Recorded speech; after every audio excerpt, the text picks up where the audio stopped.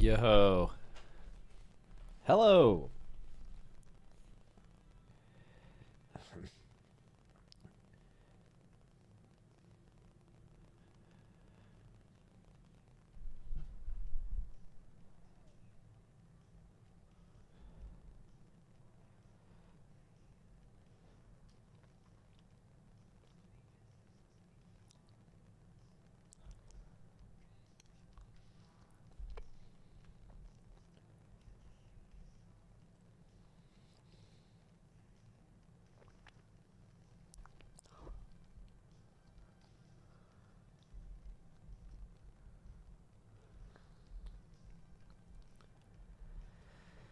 Put a hat on. No. No.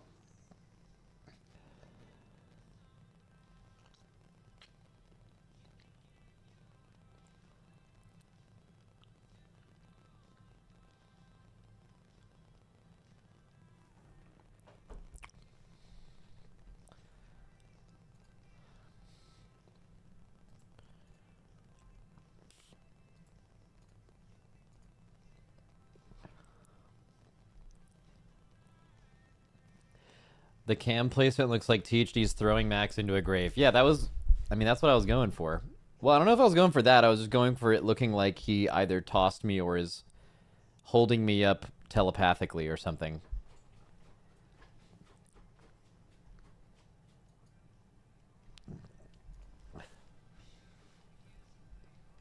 Hello.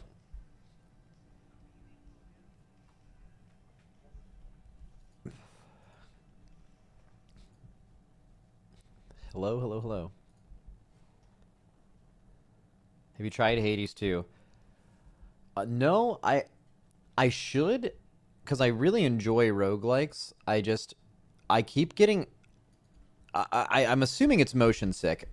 I don't really know why, but I play Hades, just like I play a bunch of other roguelikes in other games, and after like an hour, I have like a headache, I'm sweating, and I feel like shit. And then I have to turn it off, and then I feel great. Or just something, it just like, I don't know what it is. That game and Risk of Rain 2, I have that reaction. I've never had it with any other game. I don't really know why. I play a bunch of games with isometric camera angles, but I guess few where it's like isometric and then you move around the screen rather than the camera directly following you. I actually have no idea why it happens to me, but... Yeah, I'm sure maybe it could be fixed with some kind of like field of view settings or... I don't know, but...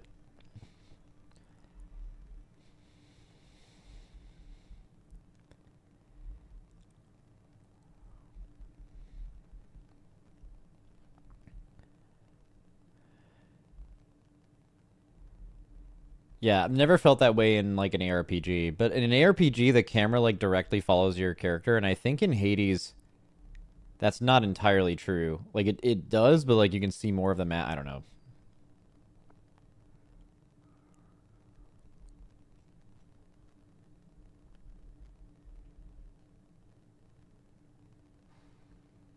I'm fucking with Mega Bonk. Yeah, I still haven't tried it. I don't like how simple Devastation looks to be on Alpha. Oh yeah, I haven't seen what they did to Dev, because I understand it's one of the...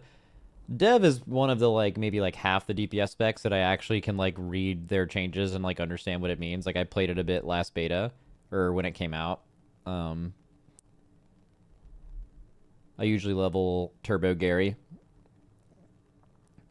but what did they change? Like I know there's no more engulf, but like what else did they simplify? I guess they removed an empower spell, right? They took away 3 buttons from a spec that had like 7 buttons.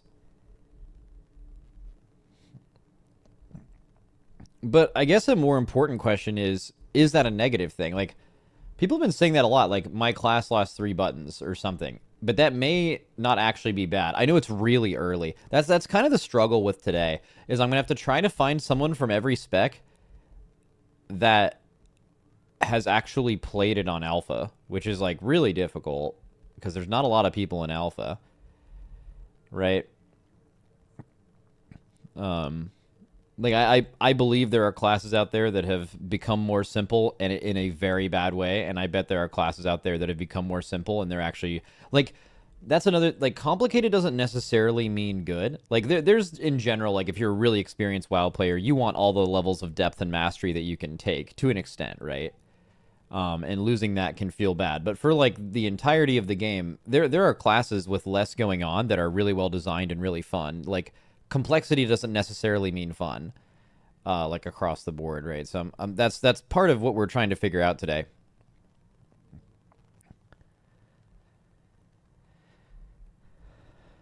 By the way, Fired Up had a meltdown playing Frost on Alpha. That's good. What if you got Liquid Raiders like Fired Up or Hopeful? Yeah, I think Hopeful messaged me. I'll probably bring Hopeful on for Magus. Surely you got people of every class in Liquid on Alpha. I think so. Yeah, I basically let them know earlier, like, this is one of the few scenarios you can actually come on my stream and talk about this stuff because we don't have a raid coming up that you obviously can't talk about the power of your class. But also, we're not really talking about power today at all. In fact, I think pretty much if power is mentioned at all, I think that would be, like, a huge mistake. Because, like, I mean, it's just completely fucking irrelevant if something happens to be doing 0 dam or whatever. Also, there's no damage meter right now, so I don't even know how the fuck anyone would actually be able to know, at least relatively to everyone else, right? It's purely about vibes, cool talents being removed, spec being really boring to play now, that or still fun to play, whatever, like all that stuff is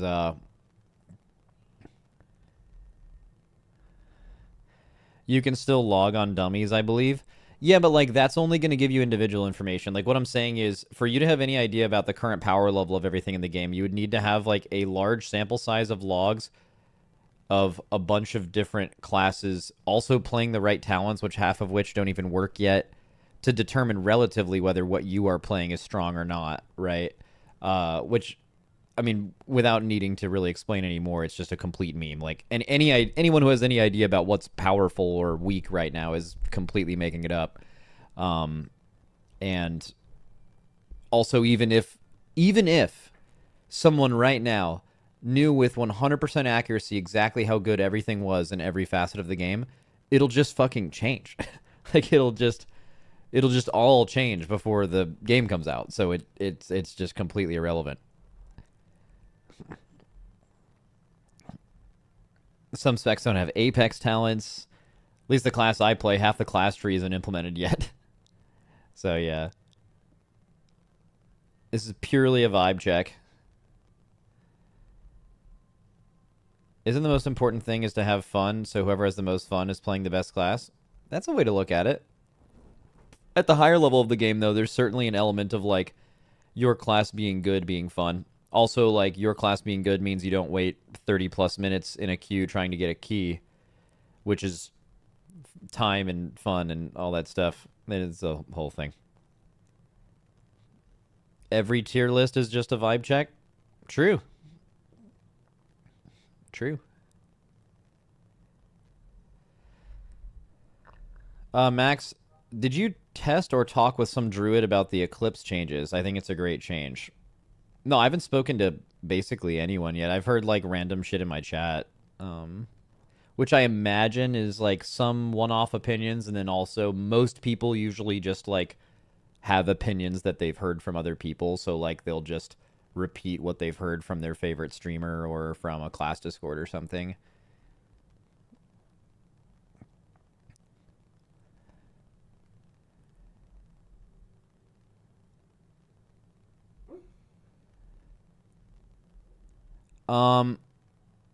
Max, maybe this is a hot take, but shouldn't this be viewed as a base to build off because it's literally an alpha and it's good to be the most basic and floor to build a base from?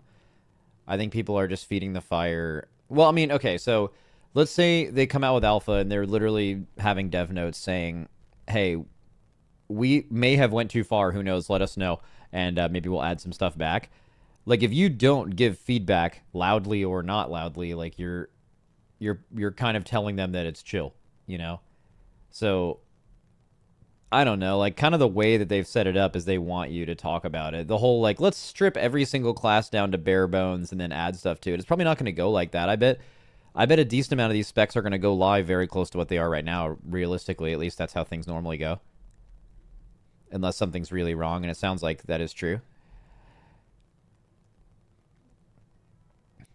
As long as people are respectful, feedback is probably appreciated. Yeah, today's going to be kind of hard because you want to get people that have played on alpha, also generally understand and have been involved in seeing a lot of other community sentiment about the same spec in class, so they can kind of cover a lot of bases.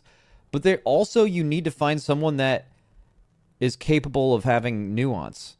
You know, you don't want to get someone that's like a hardcore doomer or a hardcore like they fucking love Blizzard and they think everything's going to be okay. And you know, you need someone that can kind of see both sides of that and try to give the best input you can, which is really really fucking hard. So I mean, we'll figure it out. But I know a decent amount of people for most classes that are like pretty good at that shit. But some, who knows? And sometimes we can't even find people. Is there a spec that exists that today I'll be like, all right, let's talk about this, and there's no one around? I don't know anyone who has alpha that has actually played it as a main. Maybe, who knows? And then we just like skip it or something.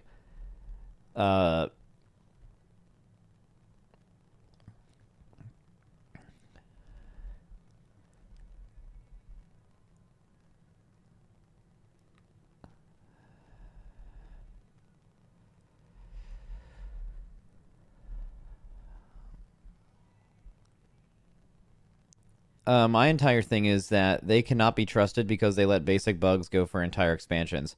How can we trust Blizzard to do well with this large amount of change? Yeah, usually when bugs go for a really long time, what I imagine it's like being a Blizzard dev is you're never completely finished with your job. You basically have an endless list of things you could do with what they're asking them to do with the amount of people they have in a certain amount of time. And things that are lower priority, like if something's a really big deal, it gets pushed to the top of the list. But some bugs are like, not saying they, haven't let bad bugs sit around for a while or whatever. But like, I imagine they're aware of most things and are just working on as much as they can. And if it's not that game breaking, it'll just kind of sit at the bottom of the queue until they have more time or whatever. And then the bad news about that is now they're basically, it seems, they're releasing the same 3 major seasonal content patches in 18 months instead of 24. So if you think those devs have any extra time laying around, the answer is definitely not. But yeah, I mean, if you are sitting here saying you don't trust them to like at least fix this UI shit and this class overhaul, which again, those are 2 completely different people working there. It's not like those 2 compete with each other. But all of that before the launch of this expansion, which all signs point to that being like maybe a little over 4 months from now.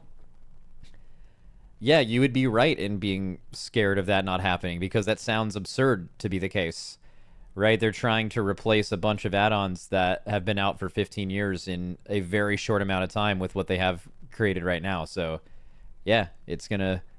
I think those reservations are pretty fair.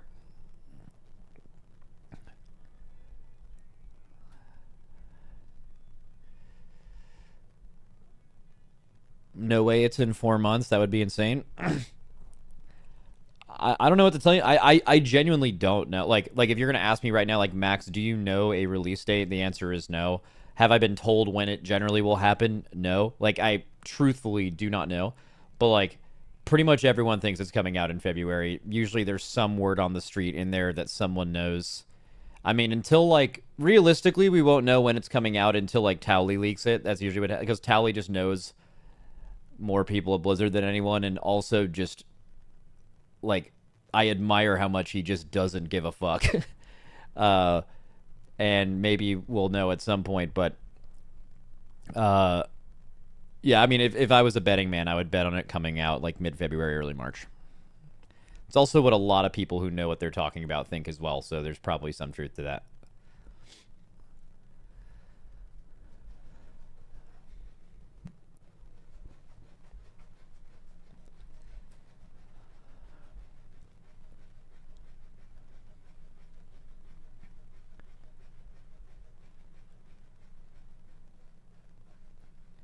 oof, God, I hope it's not that early. Shit's gonna be a mess.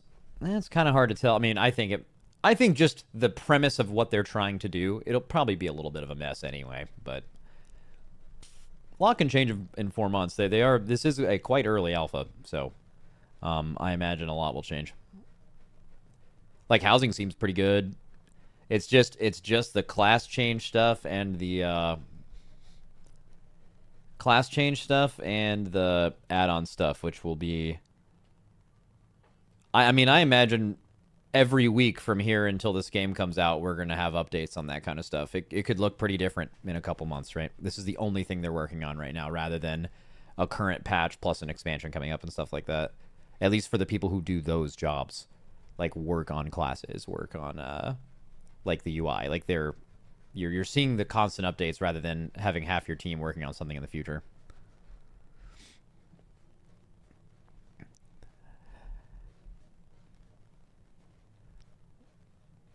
Last time they changed this much in an alpha was Dragonflight, and we ended that cycle by telling a bunch of classes to sit tight because they ran out of time.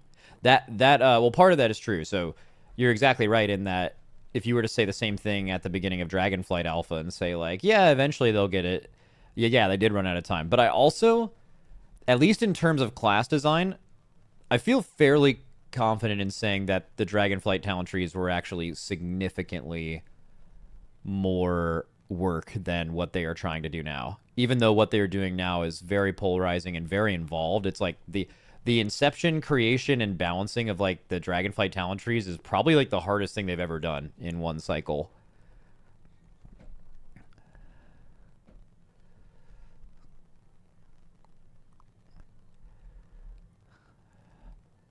So far, it seems like they once again have bitten off more than they can chew. Yeah, it kind of seems like that. But I also, games do this thing now where like the efficient thing to do is to get your game like 90% complete and then release it, and then work on it when it's out, rather than get a game to 100%. It's kind of like leveling in an ARPG, you know, like how getting to like Paragon 200 in Diablo is like kind of fast, but then like 270 to 300 is the same time as 1 to 270.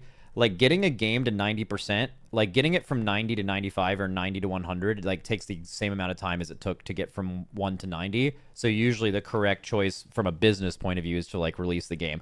Pretty much every company does this. WoW does this. I think they'll continue to do that. So when it comes to like bit off more than they can chew, the game isn't complete. I don't think they're ever intending to release a fully created complete game, because at least in terms of like game design and game business, that doesn't really make sense. And as a consumer, that can be kind of frustrating for sure, depending on how bad it is.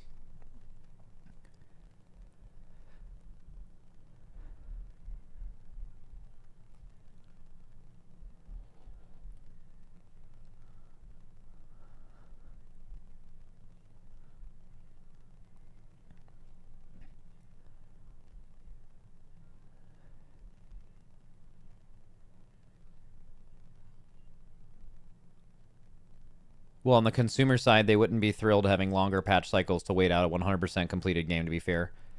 Yeah, absolutely. Have you seen the Ian and Annie interview? I don't know if it's old news. Yeah, I have, yeah. All right, shit. So, we need to do two things before getting this started. I haven't, again, as usual, I haven't done any preparation for this, so I haven't reached out to anyone to let them know that I'm doing this. I don't know if even people know I'm doing this. But first thing we can do is at least come up with what the like tier list should look like, I guess.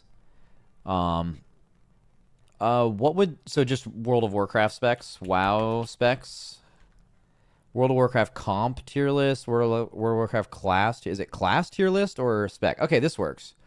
I think this is from our last raid too. So, completely different, let's reset this, and a completely different thing. So we can go ahead and get rid of like a lot of these tiers, because I think the tiers for this are pretty simple because they're vibe based. It's something like, you know, how were the changes to your class? Great changes. Great changes.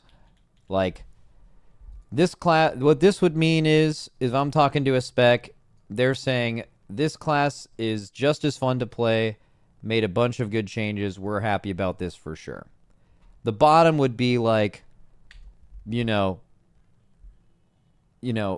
like the changes. Spec could be played by a baby.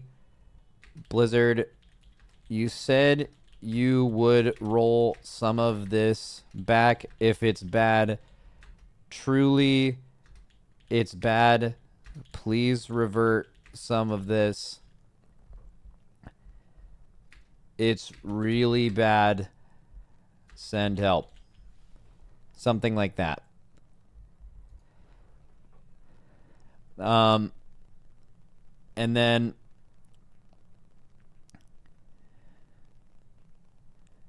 okay.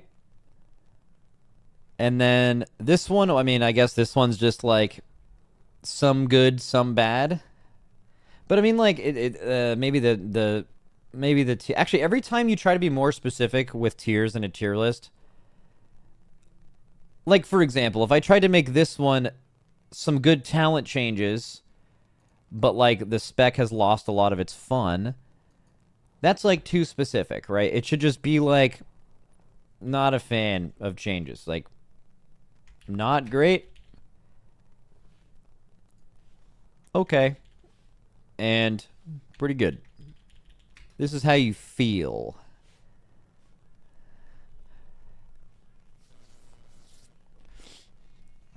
This is just going to be all negative feedback.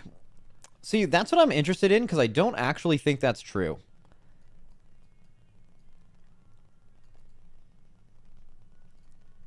I think there's a fair amount of positive, which is being massively drowned out by things being negative. Not to say that those things being negative are like not valid, right? Like, it's possible some shit is so bad that that's all everyone's been hearing about, and like the one person that's like, hey, but this spec is like kind of good, everyone's like, shut the fuck up, this thing is fucking bad. You know, it gets crazy drowned out. So we can't see the full text on the bottom. It doesn't really, you get the point. You get it.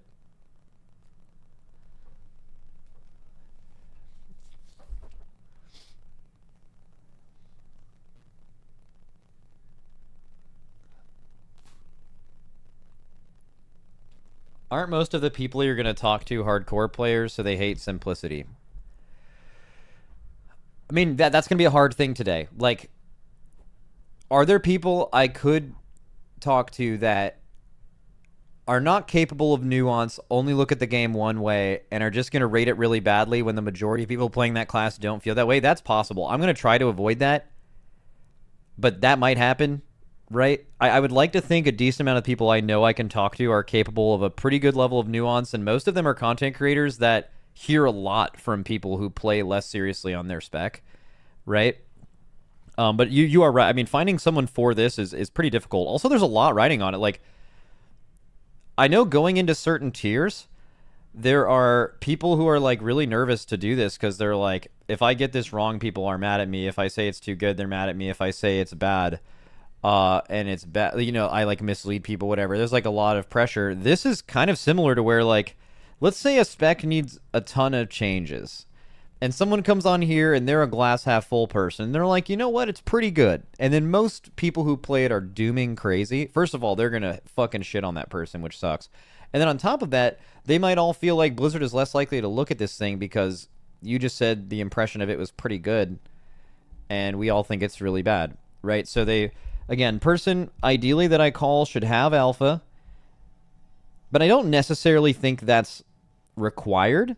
Like, you could be super tapped into all of the community feedback and have watched a bunch of PUVs of it, and you've played enough of the spec to know how it would play, right? Because alpha right now, as far as I know, is like pretty fucking exclusive. Like, it's not easy to be an alpha right now. So, but yeah, I don't know. I would say probably, hopefully, like 10% of the stuff today is going to be someone's just fucking mad. But hopefully they're capable of looking at it in a bigger picture than that. And also, maybe some people are going to come on today and be super mad and be 100% right. You know? So, all right. Usually I start with tanks and healers, just to, like, slam that.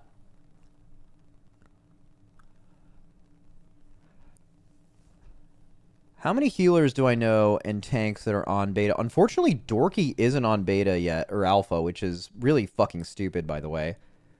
I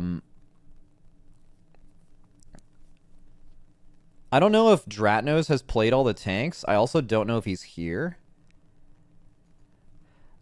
And I don't know if there's any healers that have actually played all of like the healers on alpha yet. But I think Jack is probably a good place to start. And then I know a few other healers that, you know, like specialize in some specific stuff. So let's start with Automatic Jack. If he's around. I don't know if he's here. You around, my king?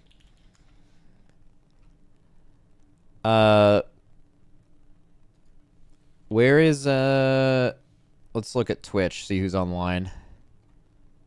So Automatic Jack is not live and he's like away on Discord, so I might be getting a little cooked by that.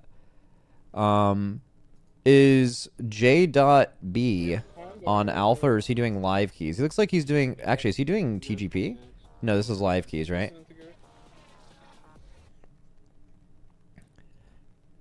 Hey, Max, is okay like nothing major, broken, or oversimplified? I mean, okay could mean a lot of things, honestly. I think if you see something in the okay tier, you're probably not going to want to... I mean, honestly, this is probably true for most of these specs. If you were to just, like, scroll to the end of this YouTube video and just see where things are, you're probably better off at least going to the timestamp of your spec and hearing why it's in at least any of these three. I feel like maybe the last two have, like, the top one and the bottom one have maybe are kind of obvious. But, like, any of the stuff in the middle, which I imagine will be the majority of classes, there's definitely probably a lot to take away from just hearing someone talk about why it's there. Max, can we recommend streamers or no? I mean, sure. My only thing is, and I, like, please do not do this. Do not do this thing where I'm like, okay, maybe I'll call this person, and they're live, and then you guys go in their chat, and you're like, Max wants to talk to you. Hey, look, pay attention. This, like, please, for the love of Jesus, it's Jesus' day today. Please, never, ever fucking do that. I hate when people do that.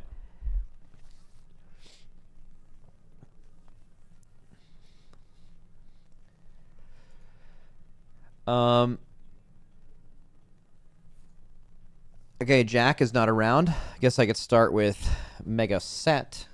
And then I know Kyrasis is around for Blood DK. Let me see if Mega Set's around. Wanna talk Mistweaver changes. Let me just start fucking machine gunning people. I know Hopeful can talk for Mage. That's a good thing. Let me message Kalamazi.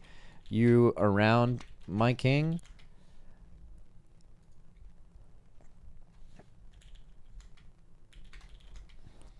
Get the young Elizmir? Sure, fuck yeah, I can message that guy. Elizmir.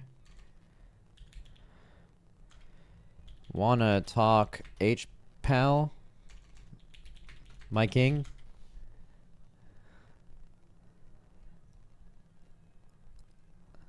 Let's try to get tanks and healers out of the way as soon as possible, I think.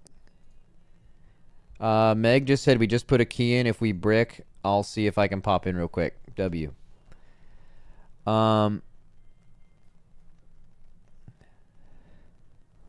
Any queens around? Yeah, maybe. I'm gonna be real with you though. I'm probably not gonna hit some like, you know, even someone I know as a friend with a my queen. I feel like actually no, fuck it, dude. I just don't want anyone to feel weird about that. But all these dudes are my kings. You know what I mean?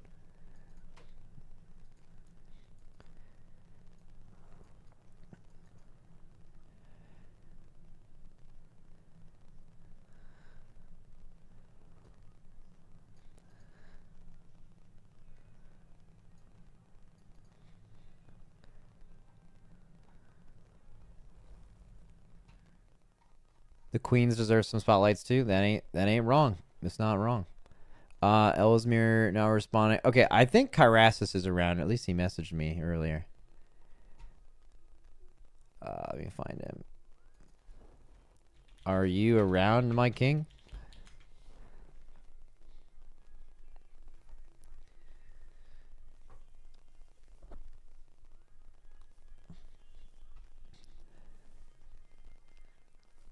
He said, I'm around. Calling him.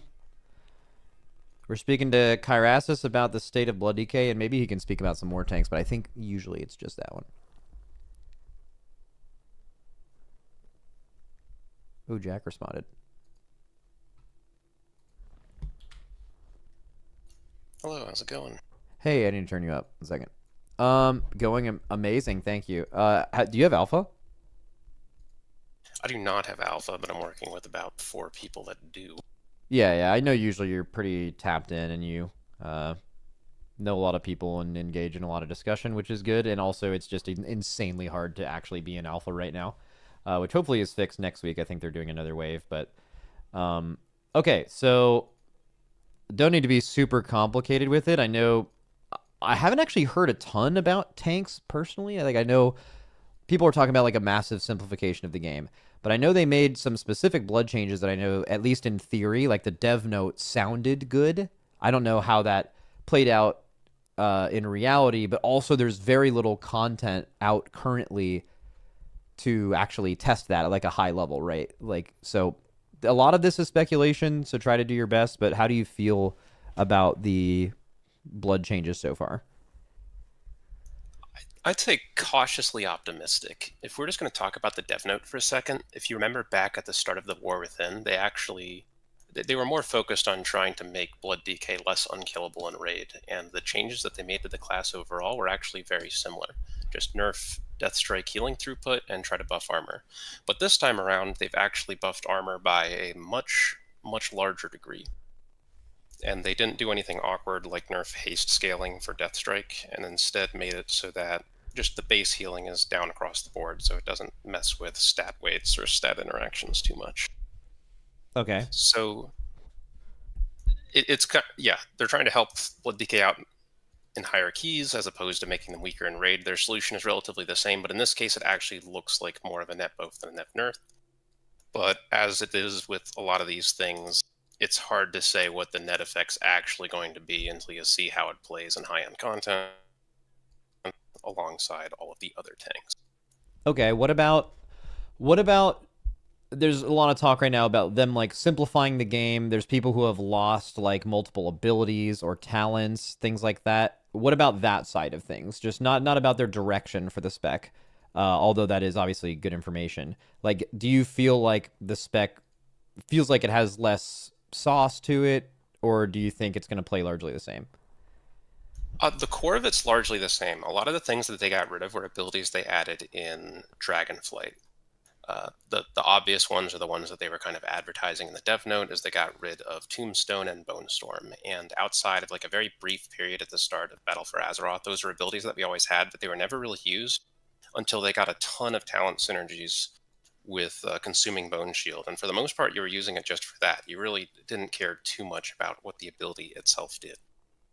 They also got rid of Soul Reaper, which is something they gave Blood access to for single target damage in Dragonflight. I'm not even sure if any of the DPS specs really like Soul Reaper, to be honest, so I don't think anyone's going to be too unhappy that that goes away. And that was a very obvious case of this makes your rotation more complicated for a little bit more damage. But again, it isn't necessarily making it more complicated in a way that makes the class more enjoyable, so to speak. Okay. Also, compared to other tank specs, I think it's fair to say that Blood Death Knight just had a ton of defensive cooldown.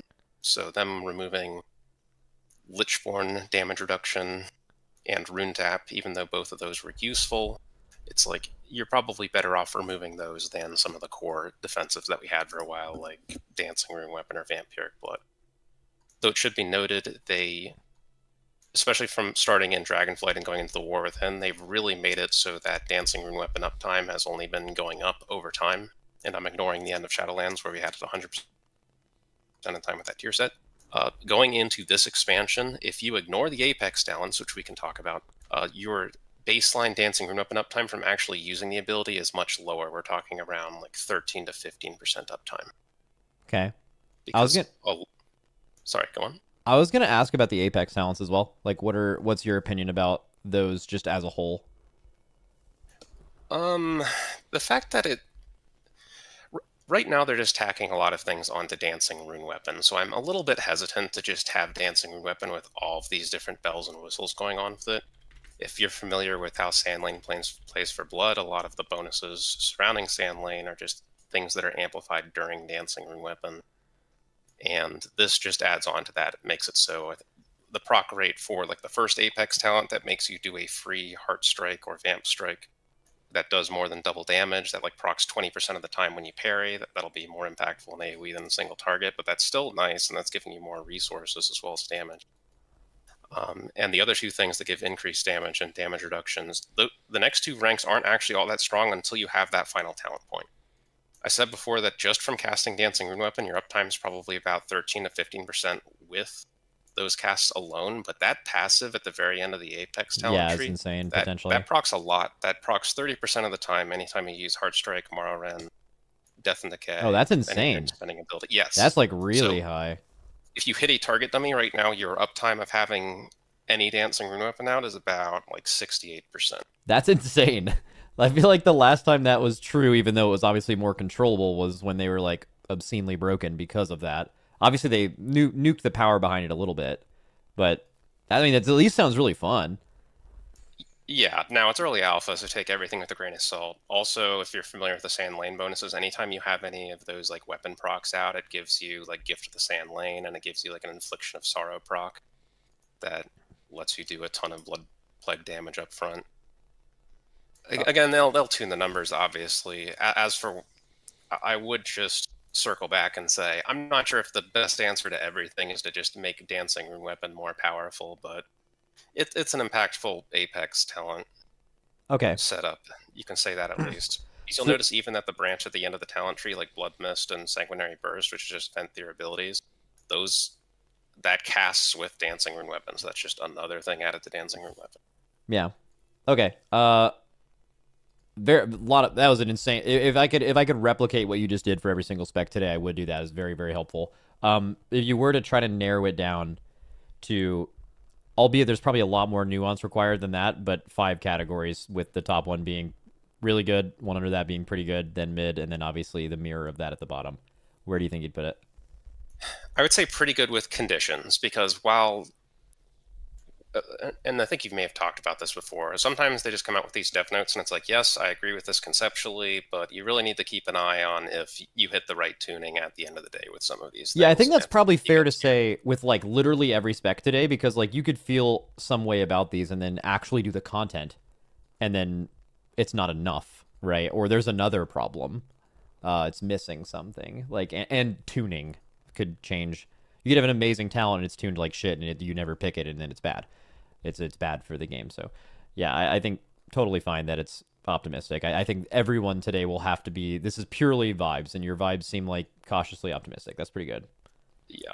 A few more things that I'd speed run quickly, if that's okay. There was a lot of dead talents in the Blood talent tree forever, and they pruned a lot of those, in addition to some that were just making the rotation more complex. And I think in general, just we have not gotten a lot of changes since Dragonflight, and just any freshening up of the talents at all is probably a welcome change. Yeah. And if they were going to reduce complexity, targeting Bone Shield and making it a little less convoluted is probably an easy way to do that without hurting how the rotation fundamentally works for the spec, because those were a lot of like tacked on mechanics.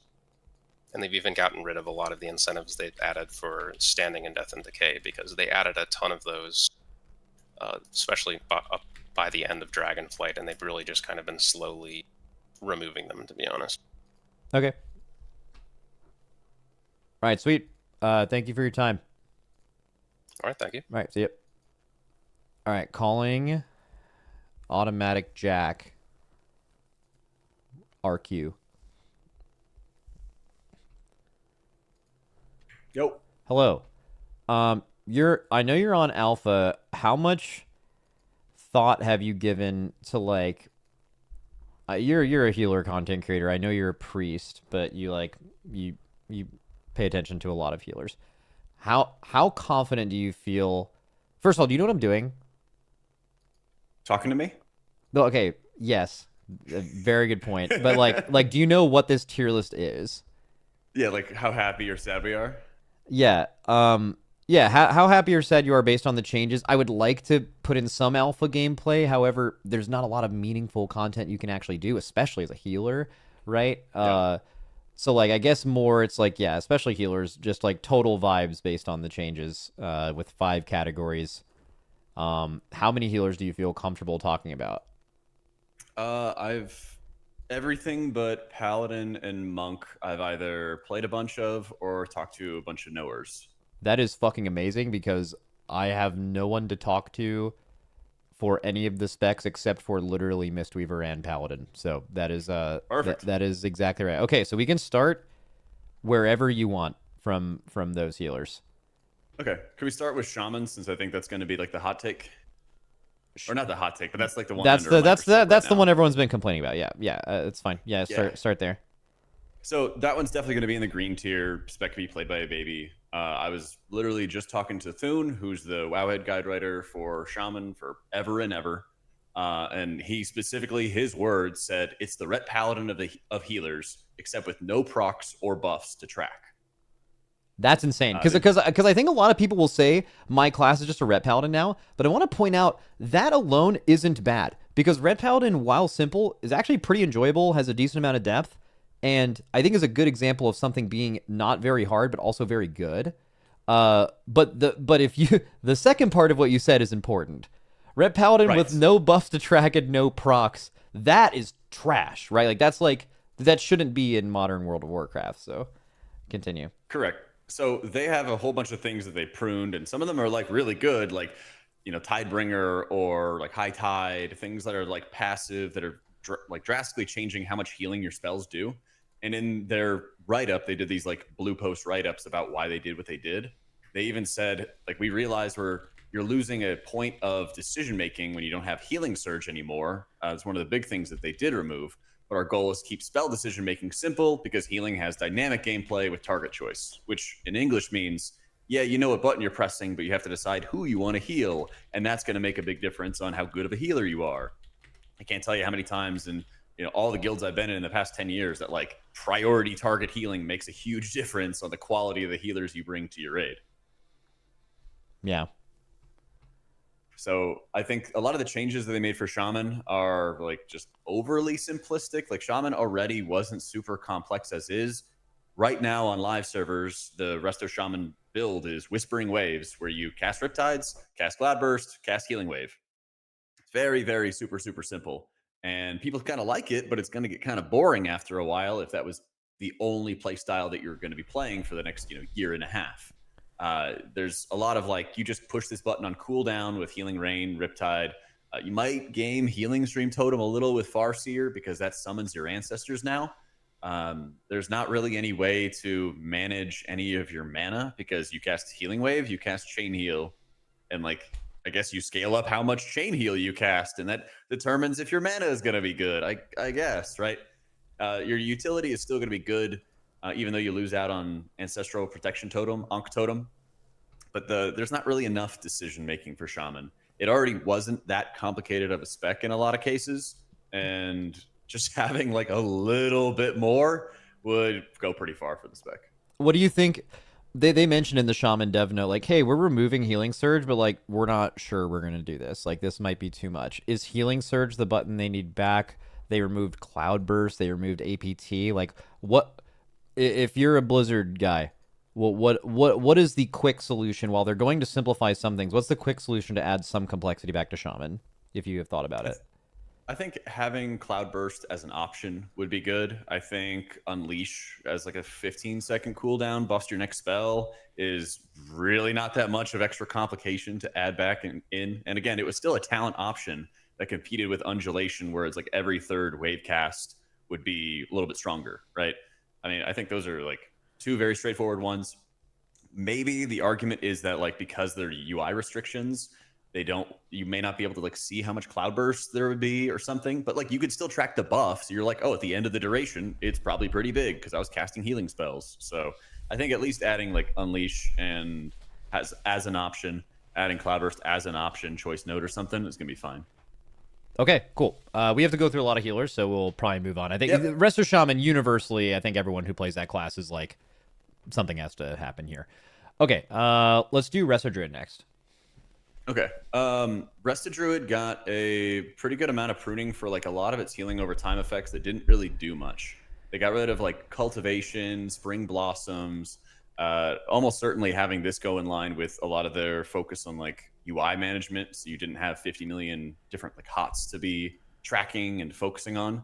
So I got a chance to talk to like Torty and I talked to Greg Seraphine about that a couple days ago, and they were like pretty cautiously optimistic. So I think that probably put it in like the okay, maybe like the pretty good tier. I think for some of the cautiously changes. optimistic is probably pretty good. That's also the exact thing that he said to put it in pretty good. I think okay is like most likely going to be there's some very good things and there's some very like not so good things. I think if you're Okay. optimistic in any way, that would qualify as pretty good. Yeah, I would say it's like from what they talked about, a lot of the things that you're usually doing already of how you like set up your healing to just make your regrowth strong just gets a lot more simple. They made it so you can, one of the best changes for Druid is you can life bloom a target, and if you take a talent point, it'll put efflorescence on their feet and it follows them with every tick of life bloom. So you don't have to worry about people running out of your efflow. You will just put it on the tank, it heals for 30% more, and it just follows them around the whole time. They also rolled Flourish into Tranquility, so every tick of Tranquility will extend your active hots every single time, so you don't have to worry about like that being a button. Some of the downside is you don't have the second life bloom anymore out of photosynthesis. It just increases like the healing rate of your spells and increases like the rate of your blooms. So there is like a decent bit of pruning. There's some really insane things available at the moment. Instead of Grove Guardians being this button that you hit off to the GCD and you like micromanage, and Dragonflight, it was really good. These days it's kind of shitty. Instead, it's just procking off of, I think it's Wild Growth and Swiftmend right now. And those are spawning the Treants. So if you were playing like Keeper of the Grove, the more Treants you have, the more of all your other healing you do. And you could set up like a crazy amount of healing because you can also cast your Wild Growth and Swiftmend during your Convoke. So your Convoke can just spew tons and tons of Treants. It's just like an Entmood coming out of nowhere. Okay. How do you feel about Kick being gone? Do you think the reason they did that is like they specifically don't want Resto Druids to have to worry about like shifting to different forms? Like, why of all healers they are the ones losing their kick? I don't know. It's really weird because you have fluid form and you could just hit it out of form. It shifts you into form. You dash and you're just, you go in there and kick. It's a little bit strange right there. I mean, I'm speaking as a priest player. It's just like they get to join the priest in the mud of not having a kick. So yeah, that seemed really interesting to me. Like if it was let's simplify the game, we don't want just a direct going against what they recently changed in Dragonflight. Like, you know what? We actually don't want healers to have to think about kick. Like, I know there's some really high level healers that actually think healers having a kick is stupid. Like, they don't want to think about it, right? So I know there's some precedent for it, but the fact that it's only Druids is just so interesting why they specifically chose that. The only thing I can think of is that it requires one more step than like basically every other thing, and that specifically crossed their threshold of like they don't want to have them think about that. Or there's too much going on already or something. I guess. Don't ask me to defend it. Yeah. But yeah, otherwise, like after talking to them, there's like some pretty insane functionality for a lot of like how your healing gets like ramped up. It seems like they're still kind of playing like the same style of, rejuve really good. Some of the downsides are those who really like their healing over time effects being strong in general. Rejuve feels relatively weak from what they were telling me. Wild Growth feels relatively weak compared to just regrowth being ridiculous. You have some talents called Intensity where like when your regrowth crits, it's 300% more effective instead of 200% more effective. You have another talent where is it? I think it's like your crits are also more effective for it as well. They changed around Soul of the Forest, Power of the Archdruid, and everything. So it's just going to be revolved around increasing your regrowth and like your, where is it? It's prove Soul of the Forest cause your next rejuve or regrowth to apply to more allies. So it's not affecting wild growth anymore. Some things like that. So it seems like there's just kind of an imbalance with like what does good healing. And for the healers that played Resto Druid who really wanted like the rejuves to do a lot or their wild growth to be a lot, they might be kind of disappointed. but it seems like they're kind of taking the play style of what we have in the War Within and just streamlining it and getting rid of a lot of like extra fluff and garbage that was just extra setup to make your healing from regrowth actually do a lot. Okay. Can't spend too much time on any particular spec. We need you to do both. Let's do both pre-specs now. Okay. I would say Disc is in the okay tier. Okay. Let me just get the changes real quick. Because I know they made a bunch of changes to like making it easier to ramp and giving them more like whenever you have when you only have a few atonements out, like in a raid setting, for example, like those are going to be more powerful spot heals, and then it like scales down the more atonements you have. And I thought that was like kind of an interesting change that shores up some issues they have, because I think this expansion they kind of just got replaced as a burst healer, a like ramp healer, because there was just other healers that could just do it better. So I don't know. What do you think about all that? So right now there's like a disconnect between what they say they want to do and what the changes actually mean. So when it comes to the atonement stuff, that's a good idea. We have to kind of see how the scaling is going to work, because there's a lot of times where you're going to have like Dimensius phase 1, you're healing only 10 players on the right side or left side, whatever, and you're just weaker when you have your ramps going on, and that just feels bad. Really unfortunate, really annoying. Evangelism as it exists with Alpha is basically it's instantly casting a Radiance, but it's not a longer duration atonement. It's the same as usual, which lasts 10 seconds. The buff lasts 10 seconds and encourages you to spam Radiance for 10 seconds because it has no cooldown and costs 40% less mana. So it's like your atonements basically just are falling off as you're casting more of them, and it doesn't really fit with what they say they want Evangelism to be, so you can quickly apply atonements and then have a snappier ramp. So the ability just needs work. There's some really weird busted stuff they have where your atonement healing, if it heals full health targets, will be lower. So it's kind of meant to discourage some of the atonement overheal that can happen. And at the same time, they are still keeping the overheal protection, the Velen's Trinket, built into the Oracle Hero talent. Oh, okay. But it's permanent and it's flat. It's permanent 20% overheal redirect all the time, which means that you could do some really ridiculous shenanigans with like multiple Disc Priests and because of how the atonement scaling stuff's going to work. Or they could really undertune the spec because they know that they have the overheal redirect, and then we could get another, season 3 where Disc just sucks in raid. So I really don't like that any overheal protection is just existing baseline. It's way too difficult to balance. If they're still doing like the renown track where your healing is increased over time as the raid progresses, like that's going to be busted there. Annoying stuff. Positive stuff, it feels like your Smite and Penance actually do good damage on their own, which turns into good healing. You don't have to set up. I think they got rid of 4 or 5 different modifiers that made your Smite and Penance do a lot more damage. And so they would do tons of damage and with all these buffs, and then they would do no damage without those buffs, and that felt awful. Yeah, it seems to be something they're changing across like basically the entire game. Anytime something sounds like what you just said, where it requires a bunch of modifiers to work, they just want it to work baseline. Yes, and a lot of the talents that are replacing it are like, this buffs your shadow damage if you play like more Voidweaver stuff, or this buffs your holy damage if you play more Oracle stuff. Like those things are great. There's a really cool talent where the more you cast Smite, the faster you can cast it, which makes it really good for a Voidweaver style where your Smite turns into a Void Blast and you're just like blasting Void Blast constantly.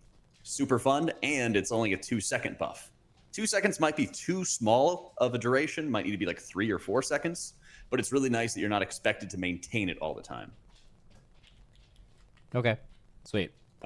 Some like shenanigans they got to work out with like the Apex talent. It makes a powered shield that goes onto 3 players, and so it's like a proc that'll just go out onto 3 players. It doesn't incur a shield cooldown on powered shield either, and it's basically every other penance cast will be empowered and shield 3 players instead of 1. So it can be kind of busted. There's some shenanigans they got to figure out there if they want it to actually put power shield on cooldown. Their written like goals sound good, but evangelism needs some workaround. I think it's kind of silly still keeping lenience for the damage reduction from atonement. Yeah, I really don't like that they keep that around because they also balance around it. Some specs like Holy Priest lost Symbol of Hope. So like, why are we keeping more of these like super insanely valuable tools that almost could guarantee a raid spot? Yeah, lenience. I mean, even the nerf version of it is still really good. yeah, insane. Just perma 2% damage reduction when big damage is happening. So it's heading in the right direction. They still need to do some more cooking. I like the ideas that they have. The implementation's not there yet. Okay, Holy Priest. I think Holy Priest is in a pretty good spot. Some of my complaints are basically going to be on tuning. But going back to Shaman, they talked about how, you know, target selection needs to matter a lot. And that's where a lot of like the skill for healers can make a big difference. So they got rid of heal and they got rid of casting renew. Heal was basically just like it bought you time if there was nothing to heal, but you knew you might want to get your Serenity Holy Word cooldown a little faster. You just kind of cast it as filler, or you damage. Renew was an awful ability to cast from the end of Warlords of Draenor to, I don't know, season 2 of The War Within. You just like did not want to cast the ability. It was dog shit. It was bad. And then they made an empowered renew talent, which added a cooldown to it and made it actually worth casting. But for the longest time, it was like a noob trap for almost like 10 years straight when people would be like, hey, like, why is my healing bad? I'm like, well, you're spamming renew. Like, this ability sucks. So they finally bit the bullet, got rid of it, and it's now a passive from a couple talents. Like, a couple talents can proc the hot onto people. So that's a good thing. I think having any ability, even though it's iconic or whatever, but it was just a noob trap, is, you know, no reason to keep it whatsoever. They made a really good talent where you can choose to give up your Holy Word Sanctify, that's your AoE heal, and it makes your single target Holy Word 10% stronger, and it cleaves 4 additional allies within 40 yards for 15% of its healing done. So, yeah, it's one more button, but also, most importantly, this is a really, really good spell for 5-mans. Holy Priest really struggled to heal a lot of like burst damage in dungeons. Sanctify's really dog shit in dungeons right now, unless everybody's stacked in it. And so it's a really good way to, yeah, maybe a noob wants to get rid of a button, but more importantly, it really helps their 5-man healing. And any ability like Prayer of Healing, which usually reduces the cooldown of Sanctify, will now reduce the cooldown of Serenity if you take that ultimate Serenity talent. Alrighty. Holy Priest, good. Disc Priest, okay. Resto. So far outside of Resto Shaman, it doesn't seem like major dooming, because I did kind of want to get a quick take from you about like simplicity in the game and how that affects healers, because healing is already, at least in Mythic Raid, is like so hard. So like, yeah, and I think there was a lot of precedent for healing or healers or healing to be a little bit more basic and simple, just in terms of like the way, you know, you have too many cooldowns, there's too many defenses in the game. We've all talked about like what that makes your health bars look like. It's less spiky when they do stuff like this. Just before we get on to Prez, do you have any like how do you feel? Do you think these changes are aimed currently to do good at that? Yes, I think that there was a really big problem for overall healing where if you had cooldowns, you couldn't help but win and deal with a problem. If you didn't have cooldowns, then your allies might just bleed out and die. We saw this not only in like raids where people would say, oh, like, why did we die at this point? Like, what happened here? Or, like, why am I low HP or whatever? And we had to rearrange cooldowns. Holy Priest had a really nasty habit of like stacking their Archon Halo with her Apotheosis cooldown. And she would just stack 2 cooldowns together and smash a bunch of healing. You would stack, right now in Season 3, you stack your Apotheosis with your Piety Overheal Redirect. And you don't really care about target selection because the overheal protection is so strong. And so you just can't help but win. But then when you don't have a cooldown up, then you just do really, really piss poor healing and can't keep your friends alive, or you can heal one guy, but not a second. So reducing, I mean, like, all of your healing is like a pie chart, right? And it's, you know, 6-7 healers all with the same size pie, more or less. But having a huge chunk of the pie be your cooldown healing means that your healing outside of your cooldowns feels awful. And as a result, this is just going to make it so that your sustained healing is going to be a lot stronger. Your healing, hopefully in 5-mans, is going to feel like you have a lot more agency, while still making it feel like the cooldowns you have left are going to be good. There's exceptions. There's over pruning, I think, on the side of Shaman. But in general, I think a lot of this like cooldown pruning that they have going on, and the reduction in like extra procs and effects that you have to track to make your spells do healing in one moment, and if you fail to do that, your spells don't do any healing. I think overall this is like a good change. I made a video about it on my YouTube channel just yesterday at Automatic Jack. All right, everyone go check that out. Automatic Jack on YouTube. That's great. Okay, Preservation Evoker. So I talked to Prez Evokers, and they are in the. Wait, let me double check. Yeah, I said pretty good. Yeah, or I asked them if pretty good was.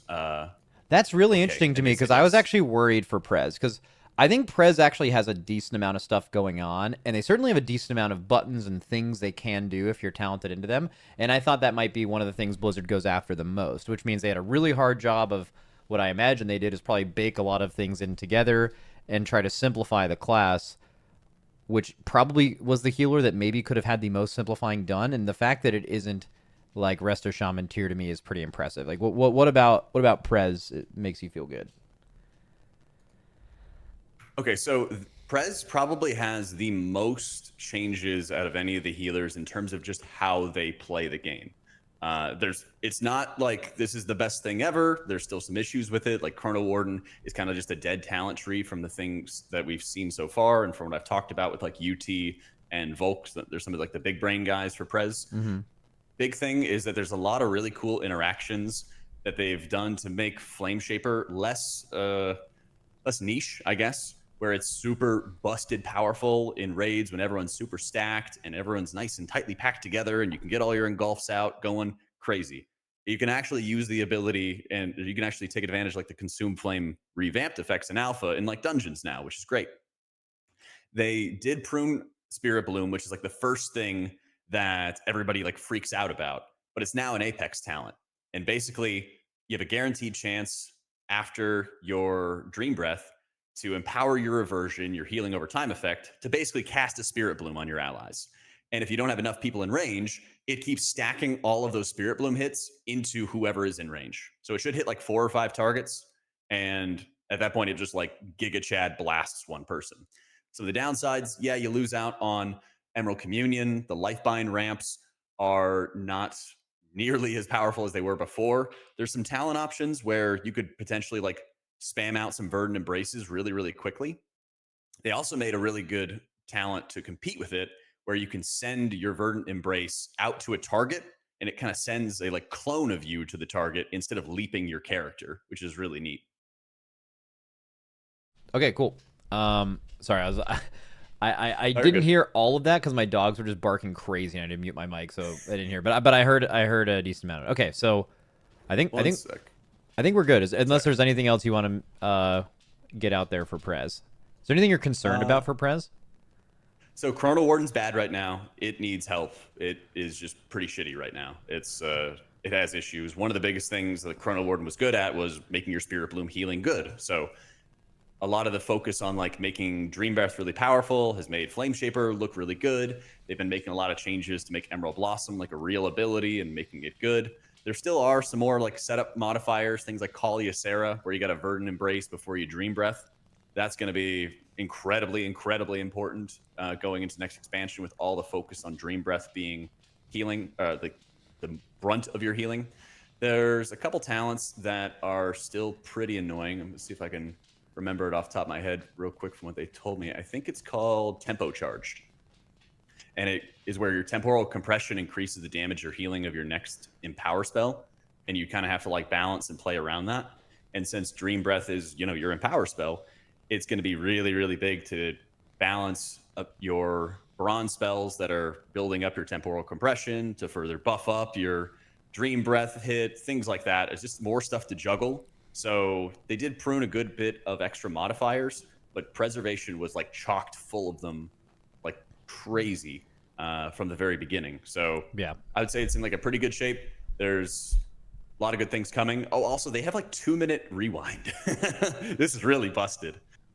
They can get rewind down to a 2-minute cooldown with talents. It's really, really insane. yeah, that's insane. You do have to choose between Dreamflight or Stasis, but yeah, rewind's nuts. Yeah, that 2-minute rewind could definitely. I think that's like a little bit more fight dependent, but rewind is just such an insane button for like pressing one global, hands off, handle something. I think Demencius, like the ring dot on Demencius at the end of that fight, is like one of the best examples of like something is just so hard that you just press a button and it just goes away, and that's just so broken. Also, one thing I thought was interesting is they gave them, I don't know if it's a talent, if it's something you have to take or if it's just baked in, but the like whenever you are dream breathing or whatever, you have like a 100% HP, not dream breath, dream flight. Oh, Dream Flight. Yeah, Yeah. you have like a 100% HP thing, kind of like the what was that rogue ability? Was it? It works like uppies too. You get like a shield. Yeah, I think that's sick for two reasons. Number one, usually when you're using those things is when the entire raid is getting owned, which also means you. So it's like an insane personal and like really cheesable, and you can like soak certain mechanics with it too, which is I think like really fun. I like that being a mastery level thing. Yeah, and there's so many ways that you can like a good or a great preservation evoker could like distinguish themselves from a casual Andy. Like there's a million different ways you can min max the spec.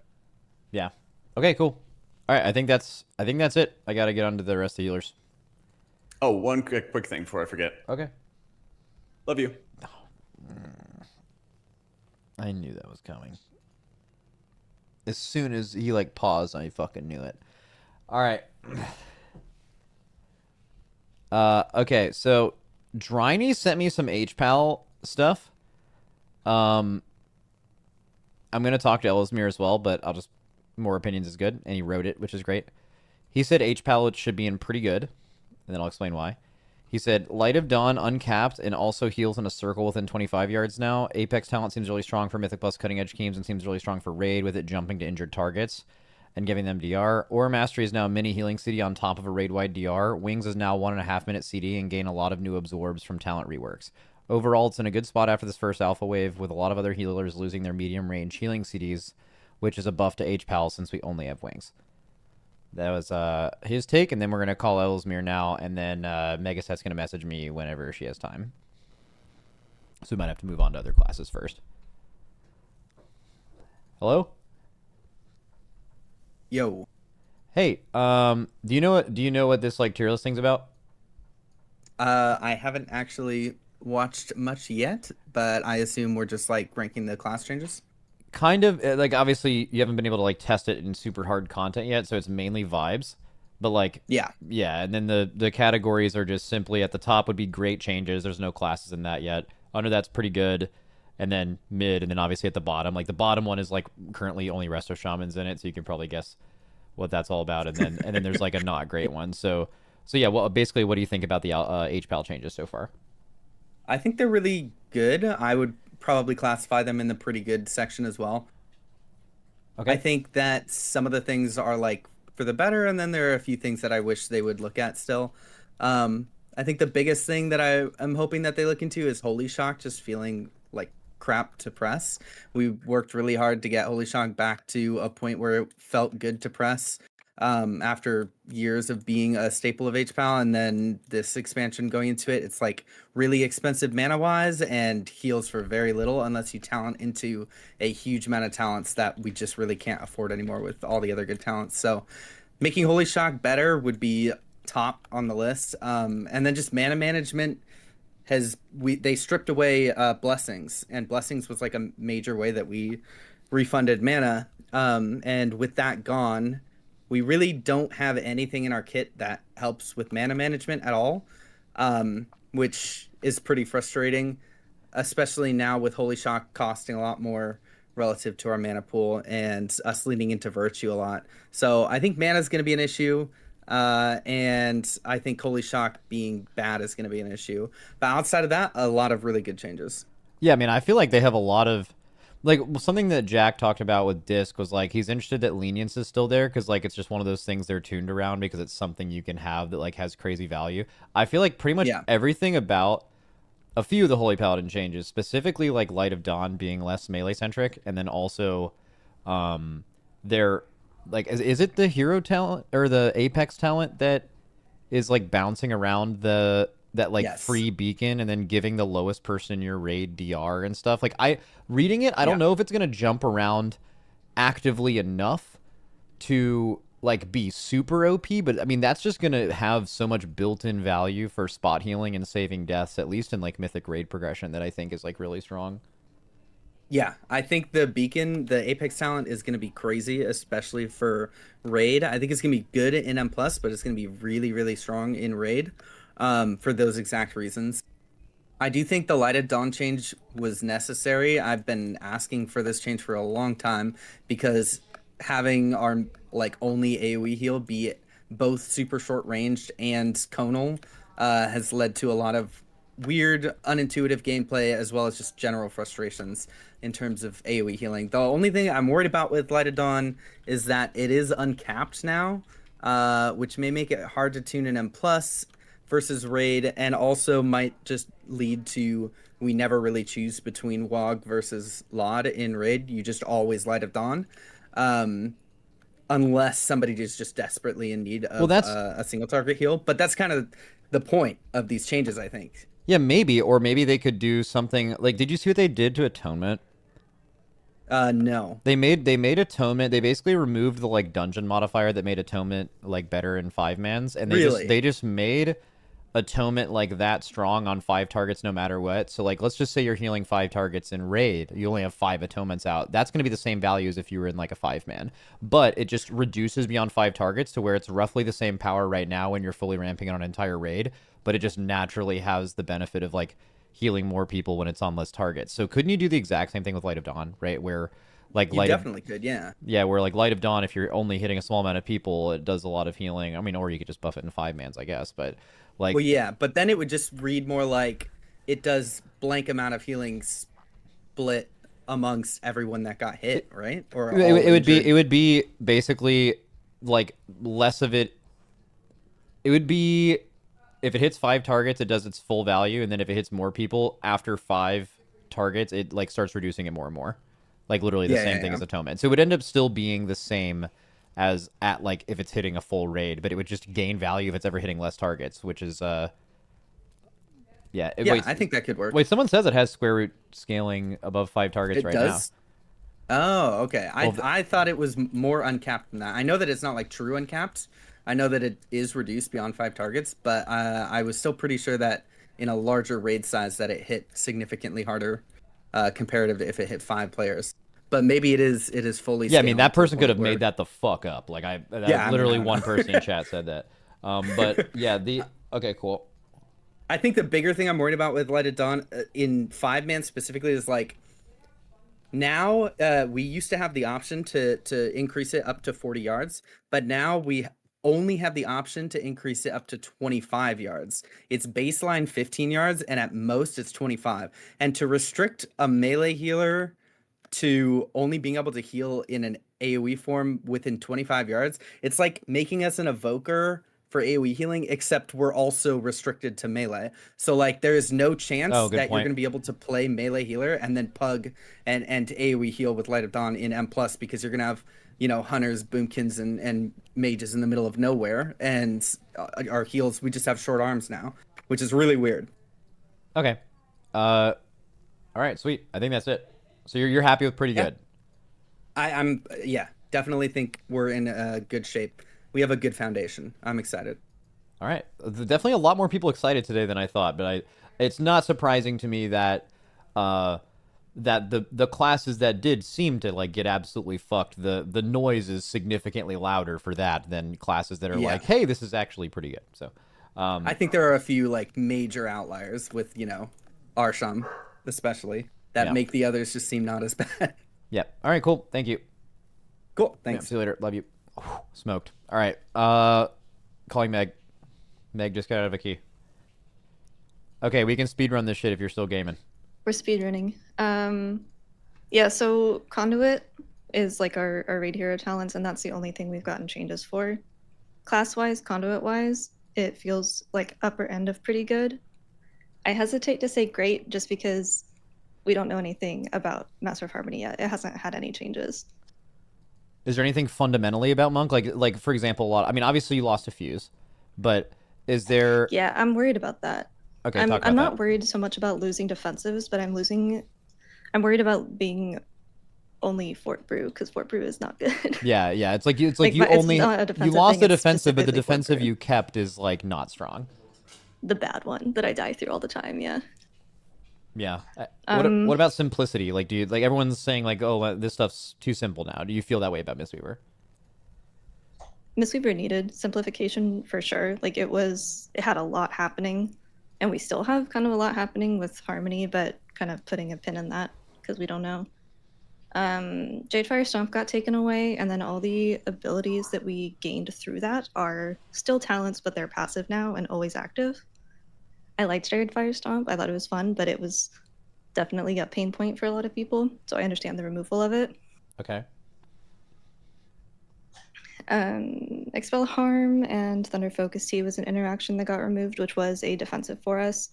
And then Expel Harm itself was a large heal. And that is in a weird spot right now because it's at like the very top of the tree. So you have Expel Harm from like level 5, and then you replace it at level 6, and then it's gone. Because the talent just replaces it. Wait, what? With That's think, pretty I don't funny. know. It seems like a placeholder. Like it's kind of a weird thing to have going on, but I think it's just like a temporary. I don't know what else to do with this, so put it there. Yeah, that makes sense. Okay. I mean, that seems pretty speedrun, unless you have some other like major stuff you want to get off your chest. Specifically, I like the change that they made to Vivify and Shalen's Gift. On live right now, you have both of them at once. Vivify Cleave does absolutely fucking nothing, but they removed the Invigorating Mist square root scaling off of that. But when you are talented into Shalen's Gift, you no longer have access to Vivify. So Shalen's Gift has become our 5-man healer button, and Vivify is our raid healing button. So Okay. There's one more thing. Don't you guys there's a lot of changes coming, I think, for your class too, right? Like, at least for me, I know I was playing Windwalker, and I think like half the class tree is like not implemented yet or something. At least on alpha. What about do you have your Apex talents? yeah, they're passive Spirit Font way at the bottom there. It's a chance to proc an ability or a buff, I guess, that would cause your Enveloping Mist to channel Soothing Mist on allies. But it's its own buff. So we don't get like instant casts or anything, and we're not channeling Okay. it. It's just a buff. But it does work with our like other Soothing Mist talents like Unison or the DR that we get from Elusive Mist in the class tree that works with it, which is really nice. So there's some group DR components that we're gaining. It has a low proc rate by itself, but you can force proc it every 30 seconds or so with Under Focus Teas. So I know with the Apex talent and with some other stuff they had in, like, it wasn't a dev note, but it was a couple of talents. Clearly they're trying to like still make it a thing where, you know, you can be a caster monk or you can be a melee monk. Do you like the changes you've seen as far as like the ability to play both of those, or do you think they need to do more to enable one or the other, or do you think what they've done is good? I mean, we're even in raid, even though we don't have any melee abilities that require melee range in raid, we still get melee mechanics. Like on Soul Hunters, we can't get the Dispel. So I think that I really wish they would do a better job at getting that point. Sorry, I'm barking. I You're wish they would good. do a better job at getting that point across. That is that we are still melee, but I might piss people off. I don't want them to add more caster / range support for monk because there's plenty of healers that are already ranged. And if you want to do that, go play one of those. Yeah. That's definitely a polarizing opinion, because then you'll just run into people that are like, I actually like playing this class exclusively as a caster. Holy Paladins have the same problem. And then Yeah, I'm like, why? There's so many that are designed that way. Go do that. yeah. I mean, I'm a Fist Reaver enjoyer anyway, but same. It's like there's a bunch of DPS classes too that have like two very distinct builds with different levels of mastery, and like people just Breath of Syndragosa, Movement, Havoc, Demon Hunter, Sermon of Madness, Priest. It's the same thing. It's just you're just a healer. Yeah. Just, Okay. Thank you. That is all I needed. You can go Right, continue thank you. playing the game. GGs. See you later. All right, that is all the healers. Surprisingly, I mean, so Resto Shaman is like, of all the classes in general, like of all the specs in the game, almost 40 of them, Resto Shaman is like the one that is people are saying that one of like 3 or 4 that I think people are unbelievably upset about. Not to say that they're wrong about that either. But generally speaking, the healer changes seem to be pretty positive, right? That is sweet. Okay, so let's I don't have a ton of people I can talk to for tank right now. I'm thinking I might try to do that tomorrow. I think because I know there's a few DPS I need to get to right now that are about to like go to bed because they're European. So I might have to message them to see if they're good to go. And then get some, because we can get like Hunter, Warlock, and Mage out of the way pretty quick, and that's a bunch of specs. All right. And then I'm sure we can get a...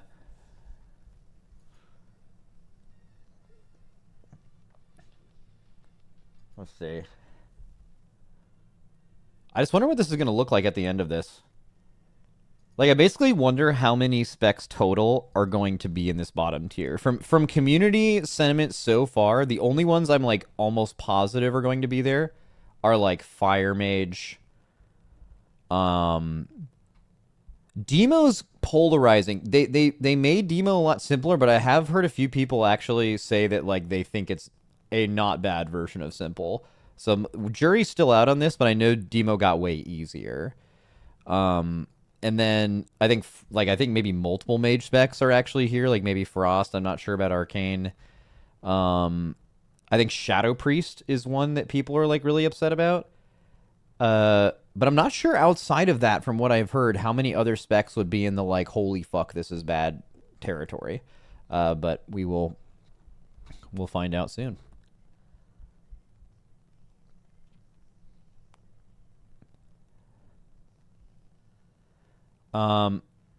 Okay. Calling Azertharian for Hunter. Hello. Sorry to keep you up so late. Hello. All good. Okay, so you can start wherever you want, but 300 specs, the idea of the tier list, I think you kind of get it, is based on just like vibes so far. Are you in alpha? I'm in alpha, yeah. Good. And then, I mean, even if you weren't, like, I'm sure you're very involved in a lot of the conversation, but I'm interested in seeing what did Blizzard have in store for hunters during the alpha?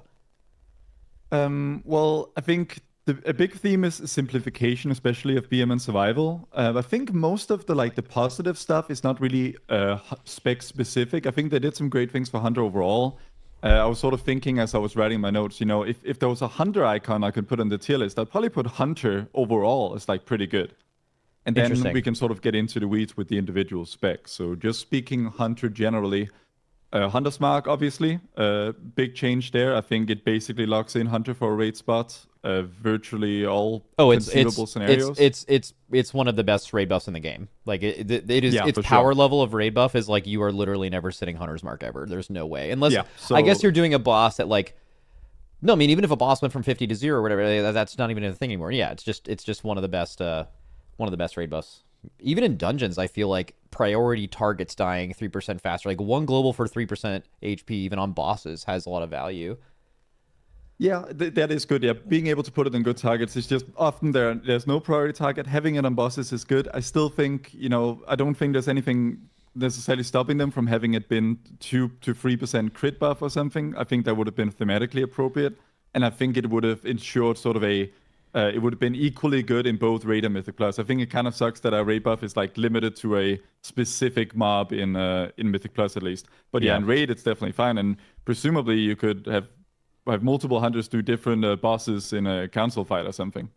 Yeah, actually, or like very good split point. Raid fights. No, I mean Silken Court, for example. How much value is another person? Like basically, how bad is Hunter's 2 target damage that doesn't make up for the fact that the other boss will be losing 3% of its HP? Yeah, and now adding the fact that MM2 target is actually kind of insane, you know.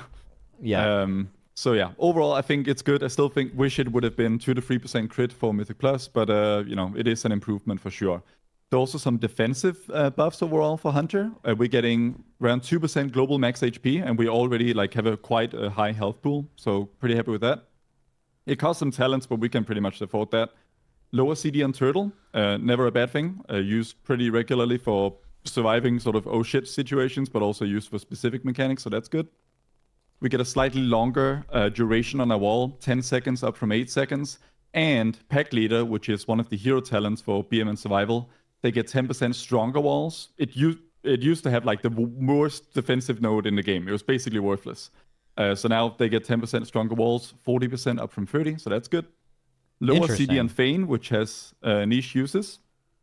Potentially a lot shorter CD, obviously in Mythic Plus. There's a lot of stuff you can cheese. Raid, less often, but you know, sometimes. Yeah. Also, interestingly, Cheetah, they actually enhanced our mobility a bit. The first part of Cheetah, you move extra fast, right? They reduced the cooldown on Cheetah, but they also made it so that that first part lasts longer, and you have a 100% dodge chance during that. And there are a lot of mechanics that hurt a lot. No, wow, I didn't even read that. That's insane. I mean, think about how impactful. Now, keep in mind, you don't have a taunt like Demon Hunters did, but remember how impactful Blade Dance dodge was, like for handling certain mechanics. Anytime you can achieve 100% dodge it is potentially extremely powerful. Yeah, there's a lot of things that you're like, sometimes you RNG dodge them and you're like super happy. It's like, whoa, I didn't even know that was possible. That really helped.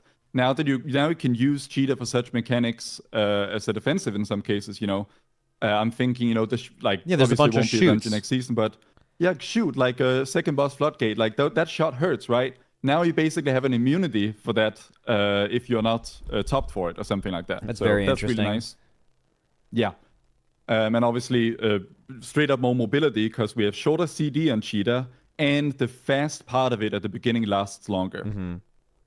In terms of overall Hunter utility, no more knock-up AoE stop, or any way, like Hunter has lost all of its ways to really move mobs because we have no bursting shot anymore. We have no knock trap, either knock up or knock away. So that's kind of a downside. I really like using that in many situations, locking mobs into to packs, handmasters and halls, that kind of thing. So I feel that's a bit of a loss. And now we get to choose between a 40-second single target stun or a 1-second AoE stun. So I do feel like our sort of AoE stoppage options took a bit of a nerf here, because before we had both implosive trap knock-up and bursting shot. You didn't really like to use bursting shot. It was kind of a fucked situation if you had to knock them all away, but you had the option. Now you're basically just limited to 1 minute. You get a 1-second AoE stop. And if they're DR'd, well, go fuck yourself. So I think that's a bit of a downgrade. But yeah, overall, I still think the Hunter class overall, like the baseline kit, is getting improvements. Now getting into the actual specs themselves, some caveats. No Apex talents for BM MM on the alpha. And there are 2 NYI, not implemented capstones for MM. And those could be just about anything. It's kind of hard to say. Yeah. So, broad strokes, all specs are basically cut down to like the most basic version of their War Within gameplay loops. I think for MM, I think that's kind of okay, but BM and Survival, I think, took a pretty big hit here. BM is the most, like, all the memes about how easy BM is, sometimes they have been more or less true throughout history. There's been more to think about. Like, it's never been true than what it looks like in alpha right now. Like, it really is. You press kill command. If you can't do that, you press barb shot. If you can't do that, you press cobra, and that's it. On AoE, you add in beast cleave management. This buff you had to keep up. Now it's just tied to wild fresh, which is just an 8-second cooldown. Beast cleave lasts 8 seconds, so they've just turned like the management of that buff and min-maxing. Basically the goal was the more beast cleave uptime you could get out of as few multi-shots as possible was better. Now you just press the button on cooldown and you're covered. That's all there is to it. A relatively unpopular point of BM min-maxing on AoE is like multi-dotting barb shot. Yeah. Now there's a talent that just spreads them for you. But maybe it will be optimal to not run that talent and do it yourself, right? That'll be a point of skill expression. The problem is it's probably the least liked point of BM skill expression. Like, people will go to great lengths to avoid having to do that. Yeah, it's like, exactly. It's one of the most common questions I get in my streams. It's exactly like old lashing flames for enhance, if you're familiar with it, where like a point of skill expression with enhance in a dungeon is making sure that you had lashing flames on like every single mob, which required tab target lava lashing them before they simplified it to make it so, it's just either not in the game anymore, it like automatically applies to a pack of mobs. I forget exactly how it works, but like you could argue it's like, oh, like I'm better at this guy because I can do lashing flames, and you might be right, but like no one enjoyed doing it. It was like an extra bit of like some like one of the top 5 questions I get as a streamer and everything is like, what really is the damage increase? Like, basically anyone looking for any excuse to not do it. Unfortunately, right now it's a quite big DPS increase, and it's going to continue to be unless we just end up running this talent. My gut says that we'll skip the talent and then do it ourselves, and that'll be optimal, but I guess it's an option for those who really hate it. So in that way it's positive. But yeah, BM extremely cut down and simplified. Its main cooldown, like 1 minute, basically does nothing to change your gameplay. It can speed up your rotation a little bit in AoE situations, but really minor. Survival has become like a generator spender. Like you have a spender, you have a generator, you press an ability on cooldown, and that's pretty much the entirety of the AoE and single target rotation, because they took away all of its AoE buttons. you basically have this talent choice now of like you go for boomstick, which is just, I mean, it's cool as fuck. Like it's 4 shotgun blasts in front of you. Hell yeah. It's the vibes are like immaculate, but the actual gameplay experience is like once a minute you get this 4-second channel and you look cool as shit, and then nothing. That's it. And they combined your alternative is- two. They combined your 2 cooldowns, right? Yeah, essentially. Main new cooldown is basically like this charge. It does quite a bit of damage on its own, then it buffs your damage and all that. That's fine. I think takedown is cool, both in terms of vibes. They've leaned into more like you fighting alongside your pet, both in terms of mechanics and flavor and stuff. I think the vibes of survival in terms of like non-button pressing are great. A lot of people, like especially survival diehards, don't like it because people who are survival diehards, they really are all about the spear vibe, you know? Yeah. So in trying, I guess, to maybe attract a wider audience to it, they've maybe turned off some of the people that have been diehard for it so far. So yeah. Well, So I what's was also the interesting only to one- me is, Mhm. again, as someone who I haven't played Hunter in a long time, but from what it sounds like survival is just going to be melee BM Hunter, right? It's a very simple few button rotation where it's all about you and your pet. And it's just in melee instead kind of of. range. I think in terms of gameplay, it kind of feels like that because also you have kill command. But I think in terms of the vibes, you know, you have this new flame fang pitch. You throw down like a firebomb. You can throw it on buildings and like it looks like you're setting fire to them. That's pretty cool. It's ground targeted and everything, and that's sort of the opposite choice to the shotgun blast. So cool vibes, but it's like you're really just pressing generator spender and a button on cooldown for like a minute. Then you get to press these cool buttons and you have fun for 5 seconds, and then you're just back to kind of being bored for a minute. That's what it feels like to me. Okay. Yeah, marksmanship is pretty much retained in terms of like, and I think most people like play marksmanship. It's quite fun. You feel quite bursty. Your cooldowns are impactful. You have a few things to think about, and obviously movement is a big part of it. The biggest news for marksmanship is that they massively increased the expected cast time on aim shot. So Yeah. it's just straight up less mobile. Then they, of course, they've buffed aim shots damage to compensate. And I think this will be sort of like, I think personally, I think it's okay to distinguish because marksmanship was really mobile. It wasn't quite BM, but it was like during cooldowns, you were almost fully mobile. And I think they're leaning more into the slow sniper vibe. And I guess your feelings about that will just depend on Yeah, I whether mean, you I buy can what they're get- selling. Yeah, I mean, I can get if you're Blizzard and you have to look at the whole scope of hunters and what they offer you. If you already have either a melee or a completely mobile range spec, it makes sense that the third one feels different from that. But also, if you're an MM enjoyer, you can look at it very simply as I don't care about what the balance of all this is. I'm an MM player, Right. and the reality is my aim shot total damage is the same. It's just my gameplay is worse now because I'm less mobile and I'm casting it more, and that can obviously feel really bad, right? That's exactly right. And also, you know, when you have a much like this sort of huge mobility disparity between the specs, obviously tuning becomes, you know, before when they were like MM has to do quite a bit better on paper to be better in practice, right? Because it'll probably lose at least some damage from these long aim shots in hectic, difficult raid fights. Mm-hmm. But obviously, MM has the execute niche, which is now exclusive to it, so that's pretty powerful. I think it's also by far, well, maybe survival can get there too, but it's like it's the burstier spec, so it has burst execute. It feels a little bit like, and I hope I'm not insulting any BM players, it feels like they want to make MM a little bit the big boy spec. Like it has a little bit more going into it. There's the mobility stuff to consider. Burst windows matter more.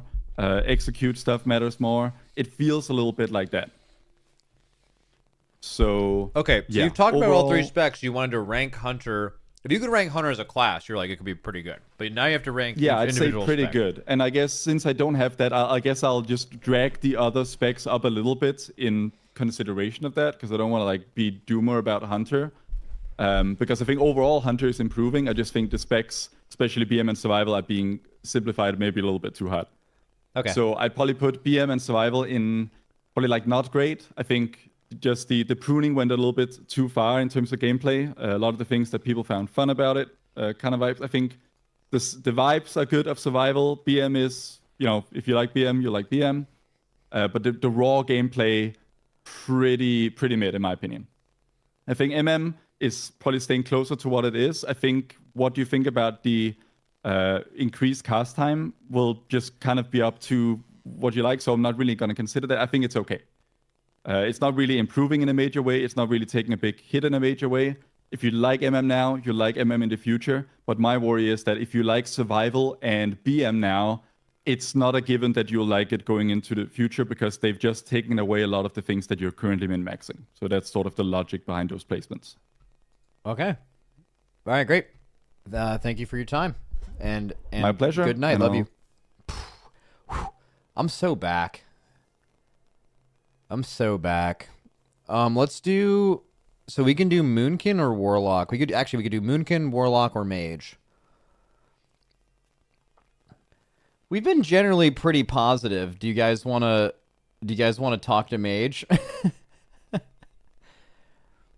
Let's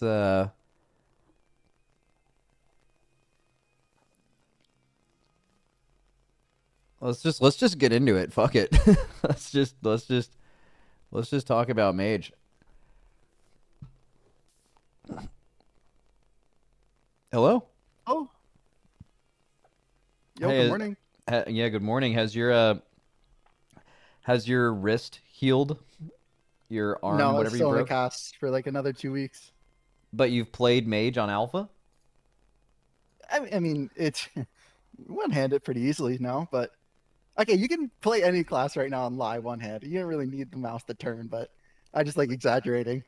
Okay, cool. So this is probably maybe the most polarizing class as a whole. So I'll let you kind of start with whatever spec you want. But have you watched any of this? Do you know like kind of what the bit is? Yeah, I watched like a bit. Okay, cool. I kind of know the bit.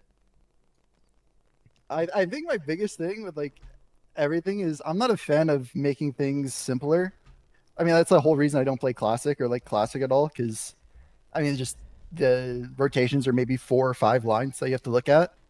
And I think they're kind of all Mage specs are going down to that a little bit. But I think that's their goal, is what they want. So I think it's not too bad if you look at that perspective.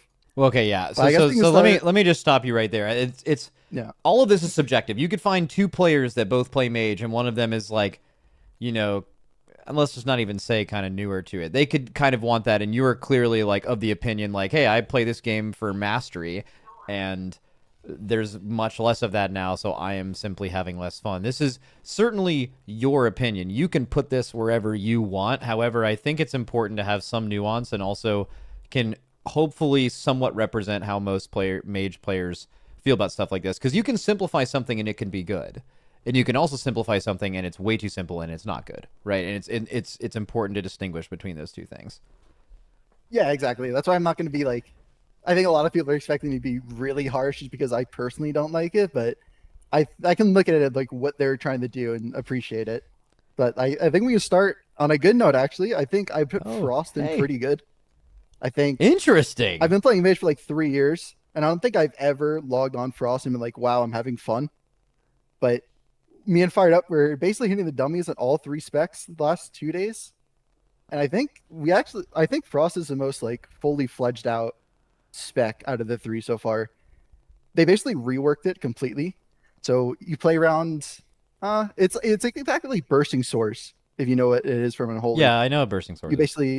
You build up freezing stacks to 20 and then your ice lens explodes them. And there is like min max to it, and it's like feel like it's fully fledged out actually. So I mean, I like Frost. I had fun on Frost for the first time in a couple of years. So Really, I think, you don't feel the loss of Icy Veins. You weren't a Glacial Spike enjoyer. Like, pure single target, what does it play like? pure single target, you're basically, I mean, you're just stacking up your freezing stacks, exploding with ice lance, and then you're using Ray of Frost. But there's a lot of, I think the part I like about it is there is min max to it, like not overcapping freezing, getting the most CDR out of all your spells, because there's a lot of cooldown reduction in different ways with like through Hero Talents or Ray of Frost. So I think I like it because it's the most fledged out and the most min max to it. So that might be why I like it so much. Or not like it so much. I like it for the first time over not liking Frost, you know? Yeah. I know, I think a lot of like Frost mains don't like it, but Oh, yeah, I mean, that makes sense. And I think that is probably true for anyone that is a pure one-spec diehard. It's going to be hard to look at, your individual spec, not relative to every other class, and just see what you're losing, when you have to understand that every single class, maybe not at the same rate, is losing some stuff. So you have to basically weigh what you are losing versus what other people are losing, which is really it's actually pretty hard to do that. At least until you see it in practice. Okay, so Frost plays pretty good. Also, like, they made it so you can have, like, 2 stacks of Ice Block now instead of having to, like, fuck around with Cold Snap. Yeah, I guess we could talk about defensives because they pruned. Oh, that, yeah, I guess we should Mage get would into be that. like the. I mean, Fired Up's. I know you didn't like Fired Up's name, but it worked. Like, I mean, it kind of worked. They basically removed all the defensives that were on the GCD. Oh, So- yeah. Yeah. It's gonna feel awful losing. I mean, it's not gonna feel bad at all. I'm just like complaining because I have 6 defensives and I only have 3. But Mirror Image was a huge defensive. It was 20% DR for 40 seconds. G Invis was 60% for 3 seconds. They removed both of them, but It's just insane that you had a 20% DR for 40 seconds. That's like completely unrelatable to like every other defensive in the game, except for like maybe Earth Ellie lasting a minute and giving you some max HP. But like it's also like a minute and 20 cooldown.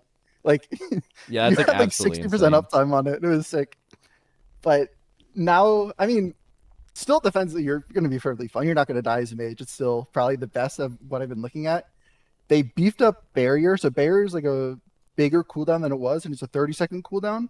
That's also half the GCD, so Fired Up's ecstatic about that one. Yeah.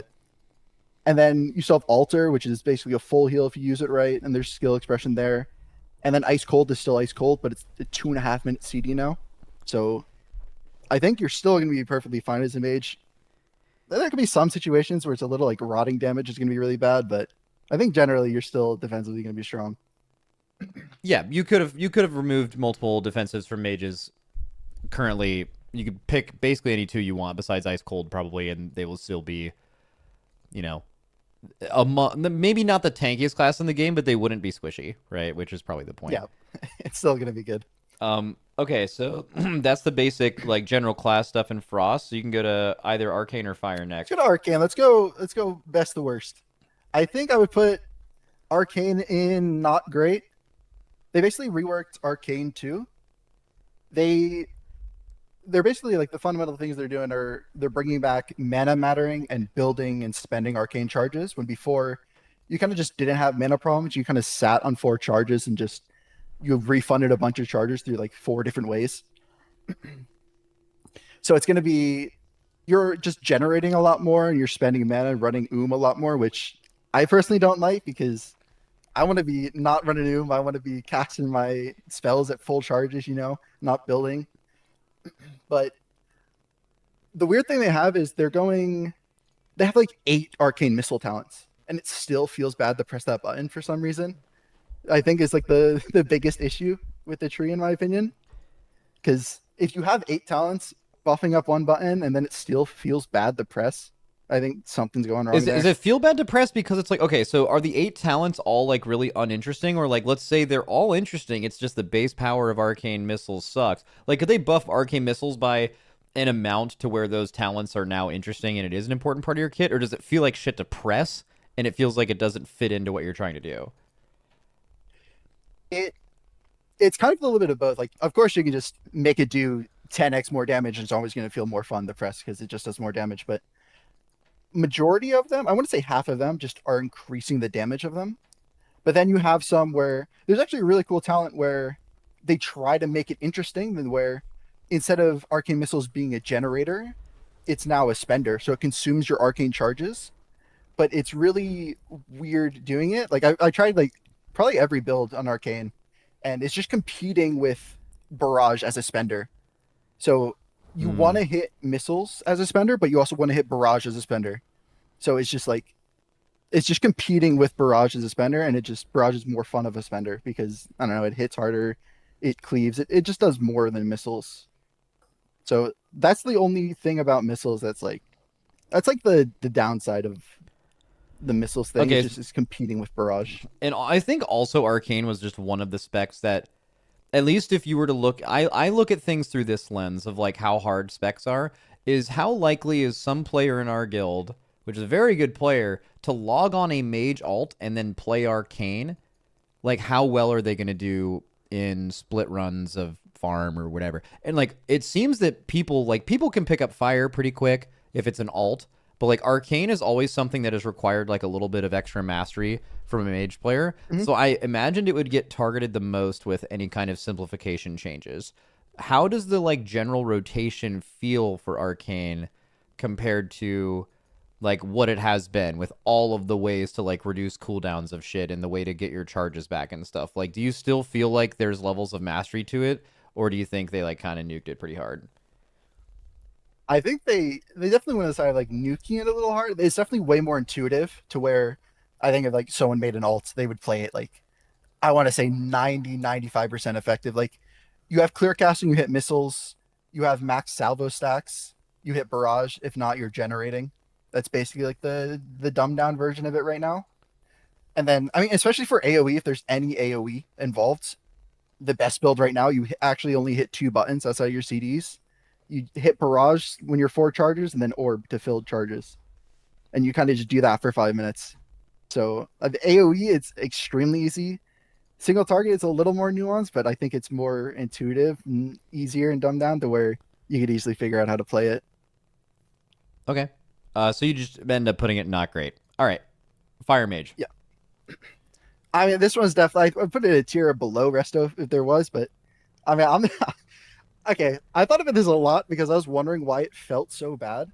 And it's because going in the midnight, you didn't have many buttons on fire to begin with.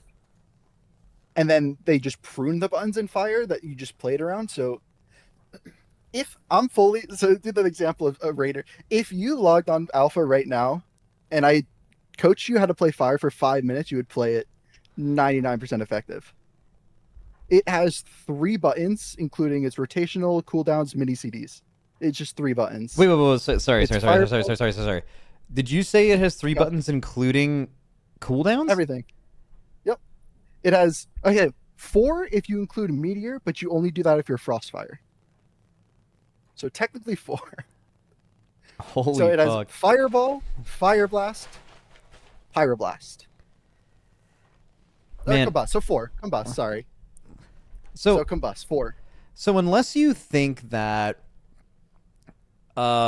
they went too far on accident, like whoever made this decision just did more than they thought they were doing, what they accomplished is way different than what they said in dev notes or something. If you're just assuming that that didn't happen, maybe because they didn't change that much about Frost and Arcane, they just changed a lot, but the changes weren't like this class is a baby now. Maybe they just wanted a mage spec. They basically just had a decision. Like, we're going to make one mage spec extremely easy for newcomers that want to fulfill the fantasy of mage or people who felt overwhelmed by mage. Because all mages, I think, definitely one of the higher skill cap classes in general, at least from what I can see.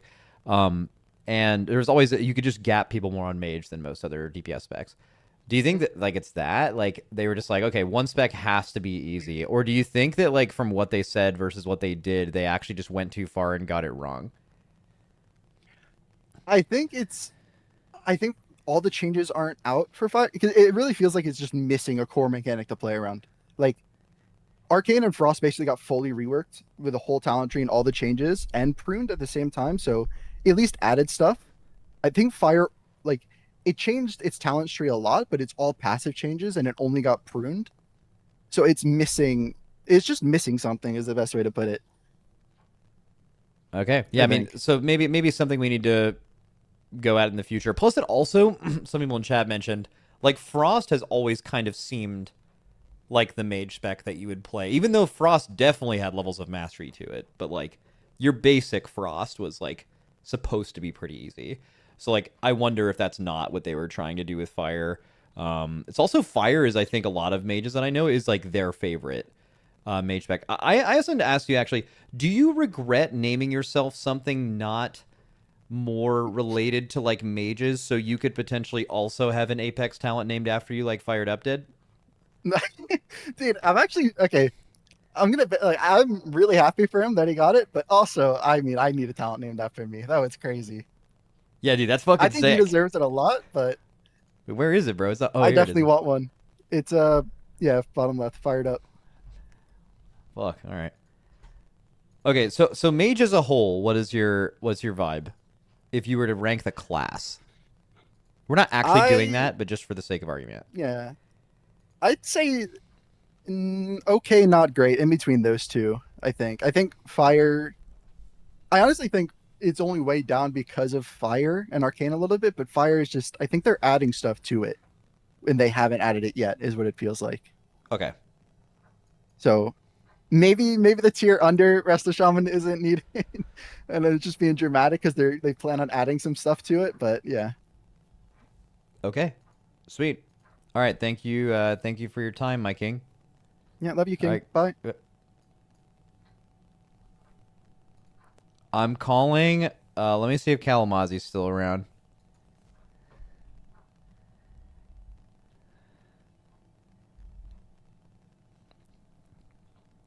He's typing right now, so I assume he's still around. He said I hear. Okay, we'll do him, and then we'll do Moonkin.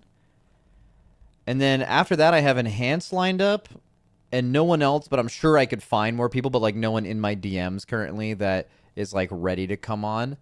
I'm just now seeing that like there's a decent amount of specs to go. I might do some of these tomorrow, because I am streaming tomorrow, and that will give me some more time to reach out to these people. But so just for I'm not like getting off stream anytime soon. Oh, it is just past the 2 hours, so you guys will spam the overworking thing. I'm probably streaming until at least like 6 maybe, so like another hour and 45 minutes. But from the rate of this so far, I don't think we'll be done by then. So I may have to finish this up tomorrow. So if you guys are around and can talk, definitely DM me on Discord if you have that. But oh, Shadow Priest reached out to you. But okay, we'll do Warlock.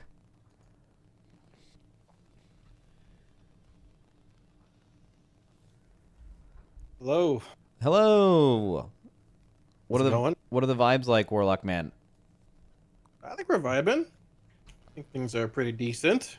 You know, not too bad. Okay, How what are you? the highlights? What are the good things about? Actually, let's start with Warlock as a class, and then you can bridge it into a spec if you want to. But like, what are the things that you think are really good? I mean, everyone's gonna say Affliction, big changes. Everyone's been asking for Malefic Rapture, and not everyone. A lot of people have been asking for Malefic Rapture to be removed for a while, and it has been. People have wanted to go back to like Legion-based Affliction with Unstable Affliction as your spender, like your main source of damage, and sow the seeds, and they brought that back, which is very surprising. So that's been the driving force behind Warlock like 6 so far in Alpha, and I think that spec looks pretty cool. The class tree got like sort of an overhaul. They just sort of gave us 3 more points for hitting 90 and reduced some talent points and just made it so you can take basically 90% of your tree. And I guess that sort of works. There's a lot of weird, like, random drain life talents and shields that are probably never going to be played. But I guess if you can get majority of your class tree, that's something. But I wish there was some more depth to it. But I think overall, like, Block, I'm happy with it week 1. Yeah, I mean, I don't want to like rush through it. But if I was gonna put Lock overall, I'd probably stick it in like the upper end of okay tier to like bottom it pretty good. Okay, cool. But you know, But let's now let's narrow it to spec. Let's talk about Affliction. yeah. So, like we talked about, Affliction, people are pumped that Rapture is gone. Some people liked it. Looking back at Legion F, I think most preferred that playstyle. It goes back to dots doing damage again, which is really fun and exciting. That version of AF had its own problems that Rapture helped shore up, but Rapture brought its own problems as well. And, you know, I think over the course of Rapture's lifespan being like 5 years, I probably enjoyed UA Spender a bit more too. So people are excited about that. They've gotten rid of like Vile Taint, Mythic Plus. They've given us better ways to spread dots. We basically have like Boomkin, Twin Moons or whatever. Twin Moon, I think, when you cast Agony, it spreads to a different target, which is pretty cool. People have wanted Vile Taint removed for a while, so that's solid. I mean, UA is your spender, so the Siege is back in AoE, so you just spam Seed and watch numbers explode. The gist of AF is still there. You still put up dots and maintain your haunts and stuff. It's sort of hard to tell how it plays on Alpha because dungeon queues usually don't pop. Raid testing is a little laggy right now, and it's early Alpha, so not a whole lot of like, you know, in-depth play yet. But I think it's pretty fun. I've enjoyed it the most out of all 3 specs. Our hero talent literally summons a Dreadlord. Randomly, you can have multiples running around at the same time. It's great. Thematically, AF feels really good. And I think for an initial inception of what? Sorry, our Apex talent. Sorry, I'm not a hero. Our Apex talent. But yeah, it just for an initial iteration of an Unstable Affliction version of AF, I think it's actually really good. But there are some problems along the way, and a lot of that sort of based around like, you know, swapping from Rapture to UA and trying to iron those out. I can elaborate on those if you want a little bit. I don't know how far you want me to go into it. No, probably don't elaborate that deeply. You're good.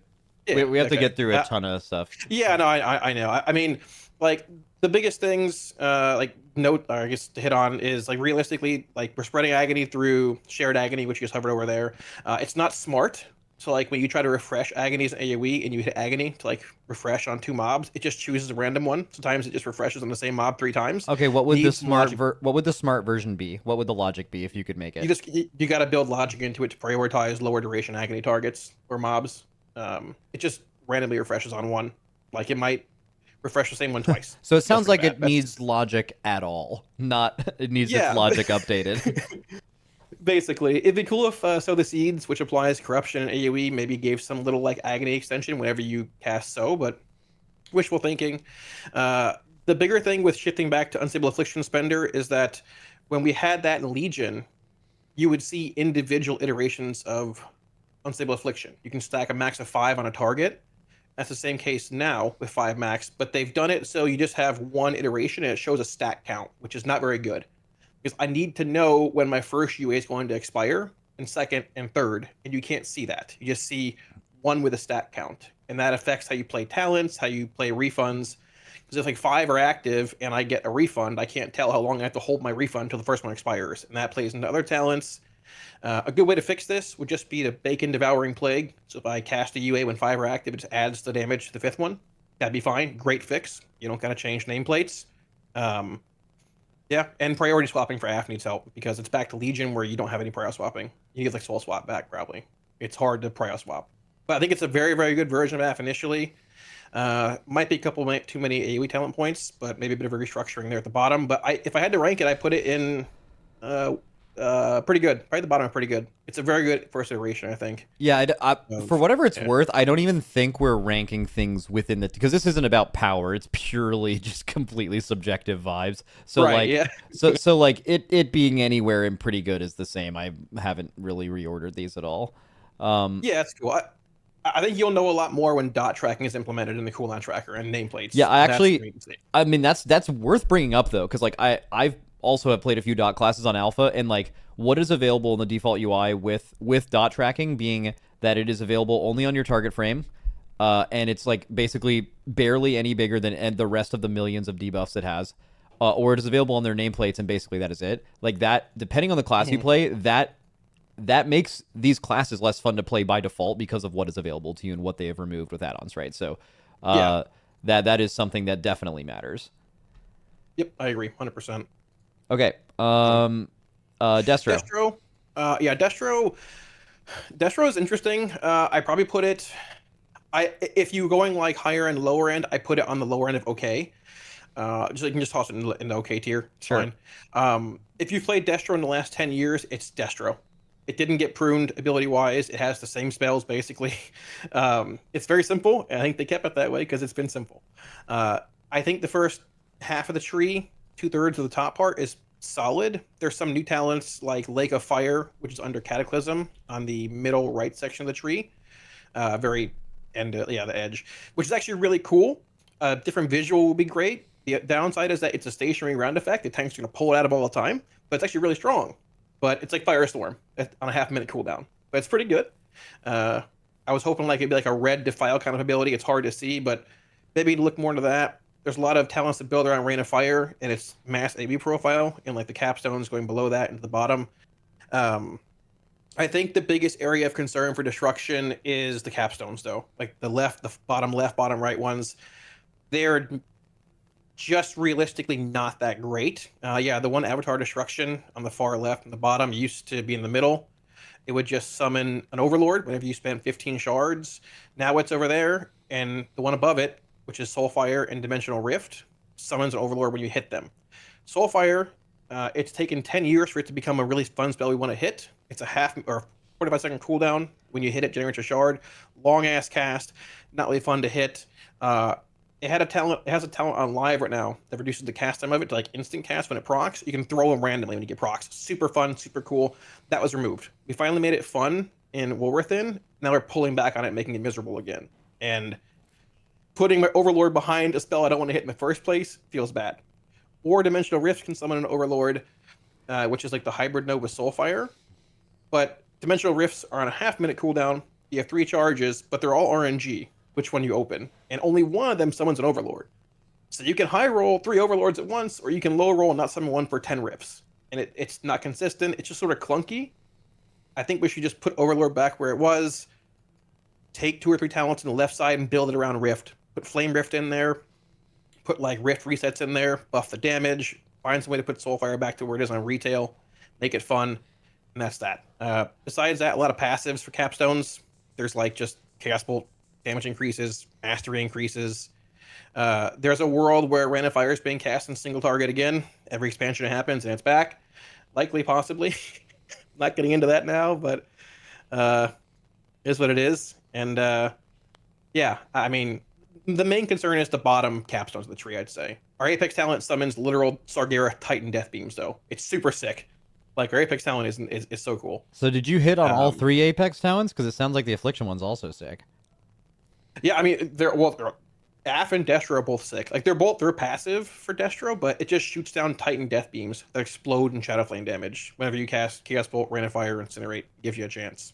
It's just passive, but it's super sick, like, visually. Nice. Yeah, and the bottom right talent is Channel Demon Fire, just really fast. They need to add the extension back to that for Immolate or Wither, or no one's going to play that thing. Same thing, left and right capstones need to be fixed. Maybe some more stuff. But if you're going to rank it, I mean, I think it's okay. As a baseline, feels good, but capstones need help. Demo time. Yeah. And Demo? Yep. Demo is very polarizing. You're either going to like the changes or not.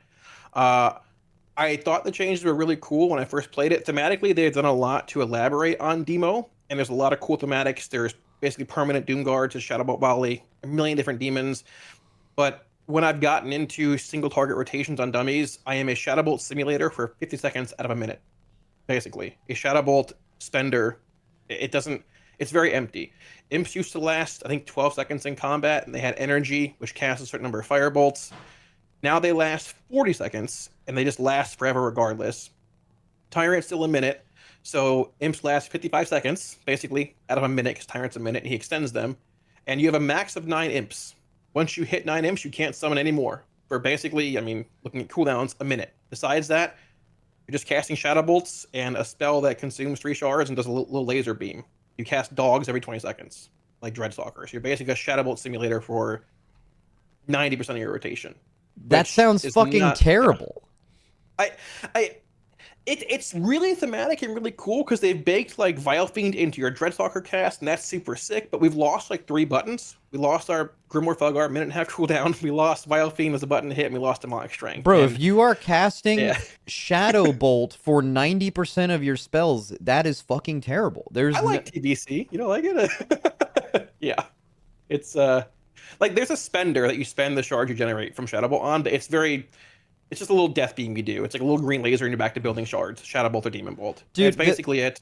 This kind of makes I really wonder. I had a theory earlier that, I mean, I kind of just fucking made it up, and it's probably not true, but like that they basically looked at the triple DPS specs and they had a meeting on which one of those specs is going to be just unbelievably fucking piss easy. It was like a classic spec, and they just decided one of them was going to be it, and it's Fire Mage, and it's Demo Lock. And this is not like them making a mistake. This is them just as a form of design. They are like, one of these specs is going to be able to be played by a newborn baby, and that's the way it's going to be. And yeah, I mean, maybe that's what they're doing. I mean, yeah, your Apex talent summons a 3rd Dreadstalker, which is cool, and a Soul Keeper. But I mean, like, I think thematically they put a lot of cool visual abilities into it, but my buttons I hit don't really feel very rewarding. It's like I'm hitting Shadow Bolt a bunch. I'm not summoning my army of demons like by summoning my 20 imps anymore. I get 9 and I'm done for 50 seconds. And that feels sort of bad. So, I mean, I don't know. They have to restructure a handful of talents, maybe bring back just normal hand and Gul'dan stuff, which is probably the way to go about it. I think if they did that with what else they changed, it'd be a lot better. There's other abilities they can bring back, like Valkyria's consumption and stuff, which doesn't make any sense to you, but other like minute-ish cooldowns that feel exciting. Because I did a video half an hour ago on it. I just hit Shadow Bolt for basically a minute straight, and it was like I missed my imp, my Legion of Pets, So I think it's really tough because it's definitely easier for newer players. I probably put it on the front of not great, but some people are gonna love it. Yeah, this And is it's yeah, really this tough. this seems really yeah, because okay, having something be easy isn't necessarily bad. I've been saying that. Like people use the Rep Paladin example always, or I guess it has been in the past, like BM Hunter. But like again, maybe you were being hyperbolic, but like literally standing still, cannot cast while moving, casting Shadow Bolt for 9 out of 10 buttons you're pressing. I promise you that almost everyone actually doing that, not again, it might have been hyperbole. You are playing that for fucking 5 minutes and logging off. Like that is just trash. For current standards, right? Even, like people are like Fellowship simple. Bro, if there was a Fellowship class that casted a single target Shadow Bolt 9 out of 10 casts, you would not, that would be the class you don't play. Right? So yeah, I don't know. This is going to be one of those things where like some people are going to be like, that's exactly what I want, great changes, right? And then, THD is going to say, I'm never playing this again. This is the worst thing of all time. And both of those people are valid in thinking what they think, right? It's just who you are. So I'm kind of guessing who you are, but I imagine you are having to try to speak for everyone, which is extremely hard in this scenario, right? So yeah, I mean, credit where credit's due. Like visually, it's super cool summoning all these cool demons, but they're all like passive, and you do it twice, and you see them a couple times. You're like, that's cool, but my Shadow Bolt is summoning all those demons, or my weird shark consuming spell summoning them. I'm not summoning this massive thing. It's like, you know what I mean? So it's tough. Yeah. So I'd probably put it around top of not great, but I could see others putting it in okay. I wouldn't put it in pretty good regardless, though. It needs more buttons, and it needs removal of simplification of some things, I'd say. So. Yeah, I mean, also the aesthetic matters. Like, okay, the rotation completely disregarded, but like it feels like you're a fucking demon summoning, beast when you play this class just by the way it looks. That is like really underrated. Like that stuff matters. That's why a lot of hero talents are cool or not cool. Maybe some Apex. You mentioned both of the Apex talents. It's important to mention for people listening to this, no one has any idea how strong any of this shit is yet, really. You could maybe make it up, but like it is kind of just like, holy fuck, this is cool. And that matters, right? In a game like this. So I think overall pretty cool. Yeah. So I can see both sides of it, but that's about it. Yeah. Love you. Get out. Get the fuck out of my call, buddy. Leave. All right. Let's do Moonkin? Yeah, I could call Goop or Tettles. I call Tettles every time, and Goop can never speak on this stuff. So I'll call Goop.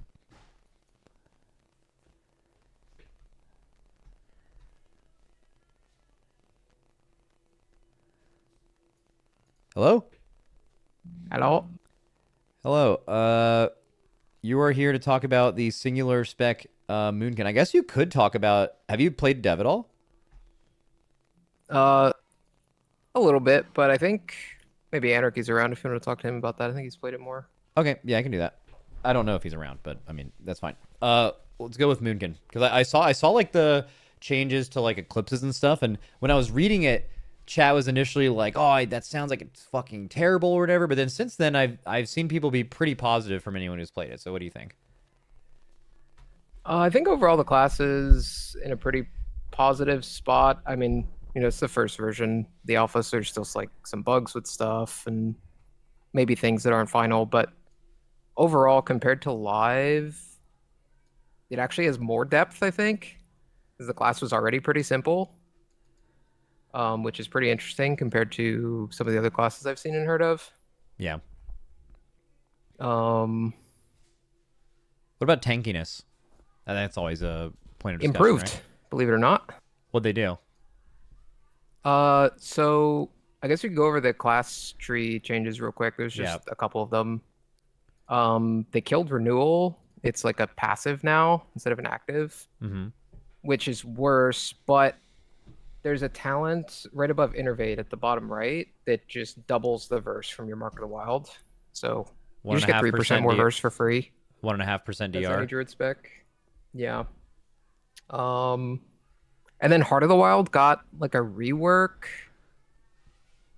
It's a little weird, but basically you can use it to cast a Wild Growth, which, you know, pending tuning, that could be a good off-heal option, or it could do nothing. You know, gotta wait and see. Or you can use it in bear form to increase your max health by 30%. It's kind of like Might of Ursoc from back in the day. Do you remember that? Oh, so it's like, it's not, you have to stay in bear form, so you could cast Heart of the Wild in bear form and then don't know shift? about that. You might have to stay in bear form, but like the buff doesn't go away when you leave bear form. So like it just makes your bear form stronger for a bit. Okay. You could like Oh, potentially Tettle says you can shift out. Hits. So it is literally Mark of Ursoc. That's actually fat. Okay. That's really good. Yeah. And the cooldown is shorter than it used to be. This was technically already in the game, but it was like a 5-minute cooldown or something. Okay, the tooltip says 3 minutes. When you use it, it's only a 2 minute, so I don't know what's intended there. But bro, 2 minute, don't trust anything. Even as a 3 minute, it's don't trust anything. One thing I didn't talk about with Warlocks was apparently they did an entire paragraph dev note about how they're moving Dark Glare from a 1 minute to a 2 minute CD, and it's been 2 minutes for like the whole time. That was so funny. like I don't understand. I think Dranako said like I don't understand how like an actual human wrote that. It had to have been a robot. Like, because that's just fucking crazy. So yeah, all the cooldowns are made up. Rewind's a 2 minute cooldown. Yeah. But anyway, that's all for the class tree. Hero talents. Elun's Chosen, the new like row, the new column isn't implemented yet, but nothing else has changed in the rest of that tree. Keeper of the Grove got its new column, and it basically just slammed the tier set from this patch in there, but without the weird building up a big Star Search thing. So you get a little pet that does some passive stuff. So you know, it's whatever. It's nice. Does good damage right now. Again, that doesn't matter. You know, tuning could change things, but it's whatever. And then as for the class tree or the spec tree, it got like a lot of really big changes. Like they changed Eclipse to no longer be passive. It's not active that you press. Has 2 charges, and the last spell you cast, Wrath or Starfire, determines which Eclipse you go into. It's off the global, which is nice. So it's going to be really annoyed if it was on the global. They changed the mastery. You don't gain damage on targets that are dotted anymore. It's just passive arcane and nature damage. Well, what does that change with your gameplay though? Like, do you still dot before you do things, or would you actually do burst damage now before dotting, and that would matter? So that even on live, that's always like a tuning question. It just purely depends on the damage of your like Star Surge or Starfall and how long the target's gonna live. And there's like a bunch of different factors. And it'll be the same here. It's just that now, like strictly on smaller, you know, targets where generally this doesn't matter in a raid because there's someone else who's going to be better at killing small targets. Like you're not just going to press Starfall just to kill like some shitters, you know. But like you could if it was needed in like a dungeon environment now. You'd be better at that, which is a welcome change because like a big problem with the spec has always been its ramp up time, casting 2 spells to get into Eclipse, and everything has to be dotted or do 0 damage to it. All that is gone now. So that is a big improvement. What about like cooldowns? Like what, like if you could guess, like what kind of profile are Moonkin's gonna have? Are they gonna be someone who can do damage on pretty short windows, or are they gonna be, you know, kind of like cooldown reliant like they've been in not the recent past, but like, you know, in the past? I'd say you're still pretty cooldown reliant, but the really cool thing about Moonkin like recently and continuing into this expansion is that you have 2 charges of Celestial Alignment, and it's a pretty short recharge time. It's like 1.7 base, and you can talent into 1.5 cooldown time. It's like you pretty much have it for whenever you need it. You can talent into Incarn to make it a stronger cooldown, which is basically the choices between Incarn or Convoke for single target with Convoke, or, you know, more multi-target with Incarn. Okay. Cool. So overall, And then you play around a lot of like small damage windows too as Keeper of the Grove. Whenever you have your treants out, you're doing more really? damage. Okay, and that's they've been fucking firing weird. things. Because that's something they've kind of systematically taken away from like every other class. Is like the whole you have small damage windows you can line up thing. Like Windwalker, for example, literally all of them are gone. Like they don't exist anymore. Like Strike of the Windlord damage, your damage you get from popping clones, which is now Weapons of Order. Like all of those things you could stack on top of each other the damage increases were all removed. So I find that super interesting that Moonkin still has that. Even though I guess that's the entire identity of that hero talent. Yeah, and it actually gets even more complicated because the cooldowns of all of these things are not naturally aligning. So you kind of have to. It adds a bit of like interesting gameplay. I know some people don't like it. This is just a personal opinion, but it adds some interesting gameplay with like how you line up your cooldowns in each fight and how that changes based on like where you need your damage in the fight, how many cooldowns you can fit in, and all that. You also there's a talent that we've always played in the hero talent tree called Control of the Dream, which like lets you move your cooldowns even more. Like they can sit on cooldown for up to 15 seconds, and it just reduces the cooldown of that ability by. Oh, that's really fucking good. That's an awesome progression thing. I actually almost wonder if having something like that just built into the game, similar to how like Pandemic works for all dots now, would be like kind of good. But yeah, that's really interesting. I find it so. There are some philosophy things that are true across all classes, but now that you're mentioning it about Moonkin, it's just so interesting that you guys have gotten less simple. You have damage windows that are like harder to line up and requires more mastery, when like basically across every other spec that I'm aware of, they have done exactly the opposite and have dev notes that have stated they're removing those for that exact reason. I just think that's so interesting. I guess Moonkins get to have fun. That's hype. Yeah, I mean, as always, it's a tuning thing, right? But the tuning should be easier now that they don't have to like tune around this theoretical like insane ramp up time that Old Moonkin had, especially on AoE. Are you still Giga uncapped? Oh yeah. All right, beautiful. All right, where would you rank it? Like upper end of pretty good for sure. All right, one of the other. Wow, there's a decent amount of classes in there.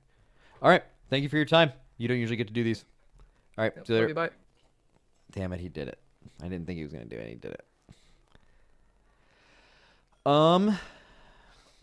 Okay.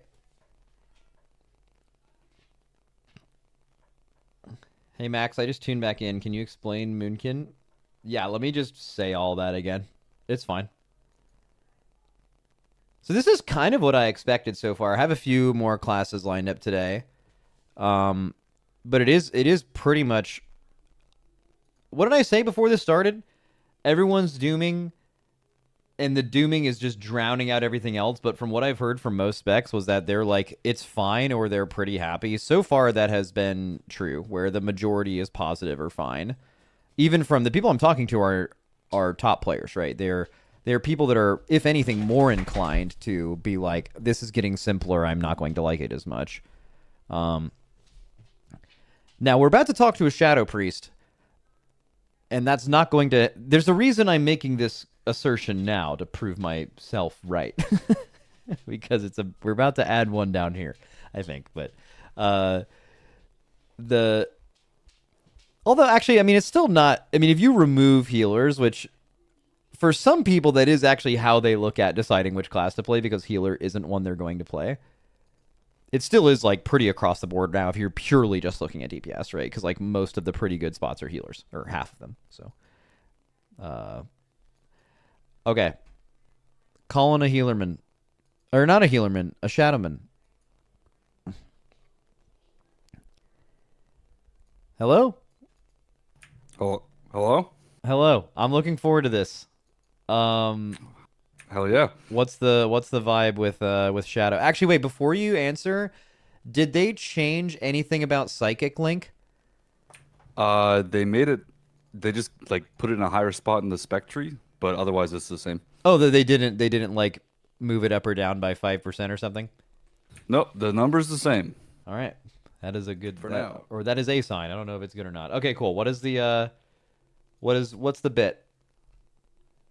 So I mean, I think with a lot of specs, we took some L's, we took some W's. I think it's hard to say too much because like half the spec isn't playable right now. So they removed Void Torrent from our spec tree, and Void Torrent's what we use to activate Void Weaver, but Void Weaver wasn't changed at all. So clearly, at least half the spec effectively is a work in progress and not playable on alpha. Okay. There's a few other specs like that too. So, which, I mean, kind of sad. Void Torrent's been around since Legion, a really iconic spell for us. So that going away would be sad if that's true, but I don't know if they're just reworking it or what's going on. So that makes it a little weird to kind of talk about. But like as a whole, I think they did some good things. So I've been for a long time in saying like, hey, Silence and Dispersion in the spec tree is bad. Those are now baseline spells, which is awesome. So, L and Vampiric Embrace, right? Kick, but yeah, Vampiric Embrace is baseline as well. That was a class tree. So yeah. our class tree got pretty severely reworked. Our spec tree got pretty severely reworked. So we have quite a lot going into this. But at least we got at least that that part's good. The other big thing that a lot of people were talking about was Shadow Crash has a lot of problems on live. It's pretty buggy, especially in like Mythic Plus scenarios.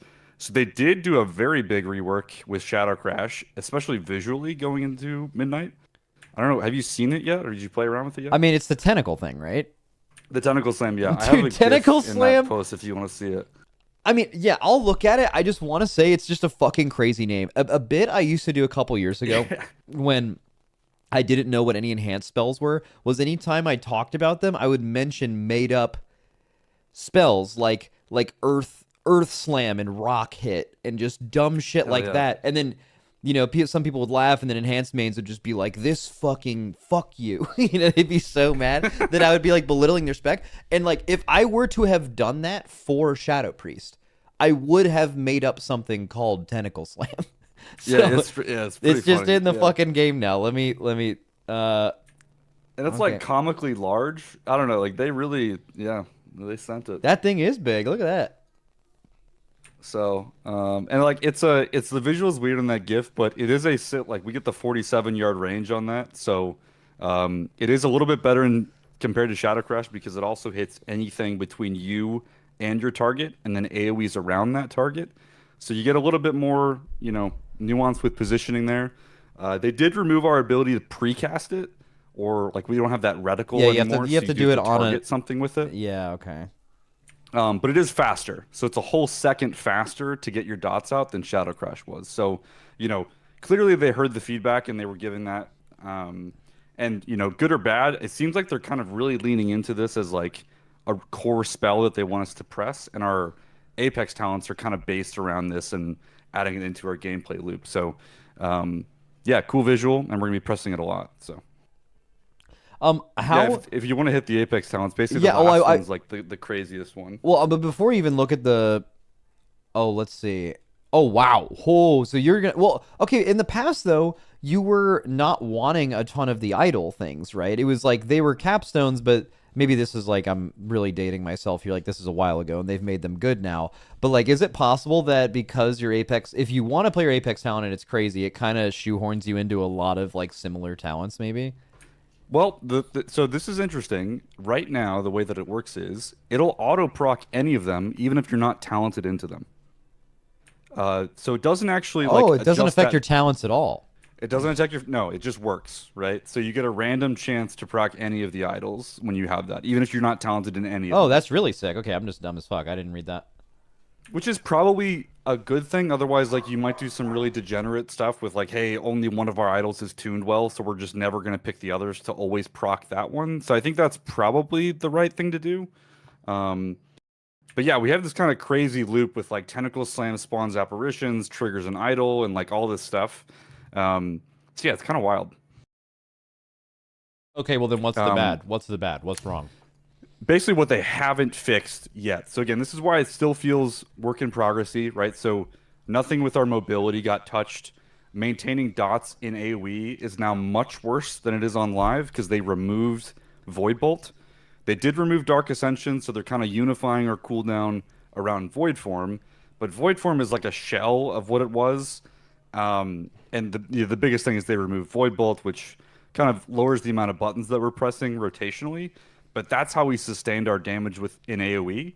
And Tentacle Slam is only ever dotting 6 targets. So, and the biggest concern I have, if you looked at the first dungeon pool, best example is like Algathar Academy first pull. We're just fucked. We have nothing that will do anything there. So we need something. They either need to put Void Bolt back, add some kind of dot refresh into the game, do something with like apparitions in our dot extensions or something, because otherwise anything mass AoE, we're just not playing the game, basically. So mobility, maintaining dots to kind of, void form gameplay could use some help. The other thing that I'd say, and I think Kalamazoo brought this up earlier, we like desperately need to see some stuff with like the UI for like tracking dots. There's a lot there that like is left to be desired. Like we rely pretty heavily on like, hey, do you have Vampiric Touch on all of your targets you care about? And the base UI just doesn't handle that very well right now. So I giving a lot of feedback. Hopefully they have time to fix that, but that's also a pretty big downer for us right now. Yeah, across the board, dot specs, UI Yep. UI is not good enough for dots at the moment. Yep. Okay, so where would you put it? Let's see. What are your tiers again? I think I gotta do not great somewhere in there. There's like a couple things. Again, there's some cool stuff they've added, but it's just not all tying together yet as far as the whole game goes. So I think I'm probably there. Again, it's still really early alpha, so I think we're just at the point now of like, hey, let's give feedback. Yeah, it definitely sounds like see there's a where lot things of go. good. So definitely sounds yeah, like there's like- a lot of good. I think they're cooking there. They got the hint of like, hey, old god idols are fun. The community likes shadowy apparitions, and so my feedback is like, hey, lean into that shit and fix the other stuff we're mentioning with those same things.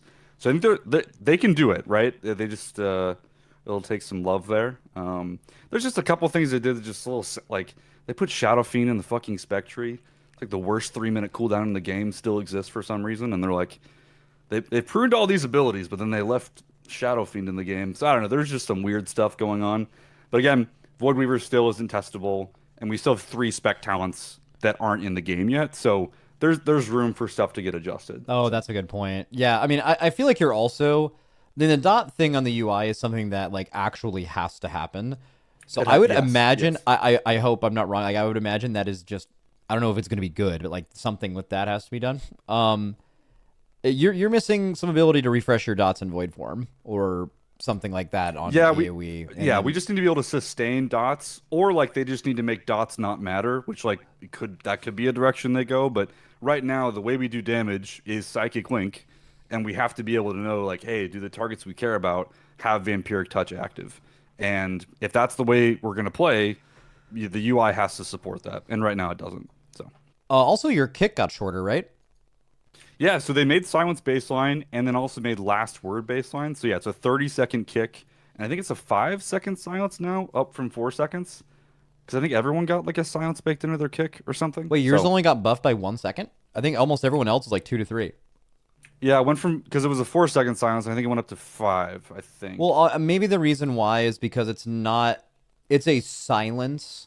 And it's not a like interrupt lockout. Like those are 2 different things. That's probably why they couldn't buff it by that much. It's a 30-second kick that's baseline. I'm happy. Like we've been wanted this for ever since Dragonflight. So I'm glad they finally got that in. And the top of our tree is still pretty crowded, but at least we're not like really choosing utility over damage as much as we were before. So yeah, that always feels bad. All right, cool. That's all I needed. Thank you, Love You Bite. Owned. All right. We have a lot more to go. Let me see if there's any that are like slam dunks. Oh shit, maybe. I don't know if Sai is still here. Hello? Are you awake? I might do the rest of these tomorrow. I know I have Word Up available. So I can do Feral and Enhance for sure. I have a Windwalker that reached out to me and said basically a lot of the top Windwalkers don't have alpha, but he gave me the name of someone who's like apparently really good that I could potentially talk to. And I don't have anyone else in my like DMs currently for any of the other specs. So if you play any of these other specs, I think Crit Cake isn't up right now.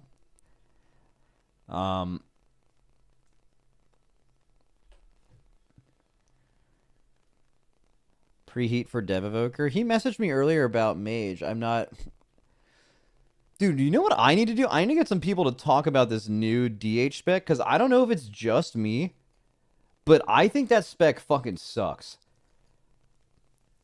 I mean, maybe it's just because it's like coming out around, like the whole simplification of the game, but like I legit think that spec is like fucking trash. It's so not fun, and it has sauce to be fun. Like the whole idea of like you want to stay in your void meta and like keep extending it and stuff, but then again, they can't really lean into that because isn't that exactly why they removed Surrender to Madness or Breath of Syndragosa if you end up actually making it like you have to be really fucking good at this to keep it up? Because that everything they've ever made like that, they've had to remove. And then you're talking about the simplification of the game. That goes directly against the simplification of the game. So like they're going to make, and if it's so if you're doing the like, it's kind of like Breath of Syndragosa, but it's piss. It's like, what are we doing here, right? Which is like the same thing as now, where Breath of Syndragosa in its current form is just like, it's literally irrelevant. You press it at every other pillar and you don't think at all. You just still press the exact same buttons you would always press and it just does damage, right? It's effectively removed from the game. Yeah. I don't know, sorry for a little bit of a rant there. I didn't read chat at all. Like, have you guys done that? Have you guys looked at the new spec? Like, it looks... I mean, honestly, it could even look cooler. I feel like it doesn't even look that cool, and it plays like shit. So, yeah, I don't know.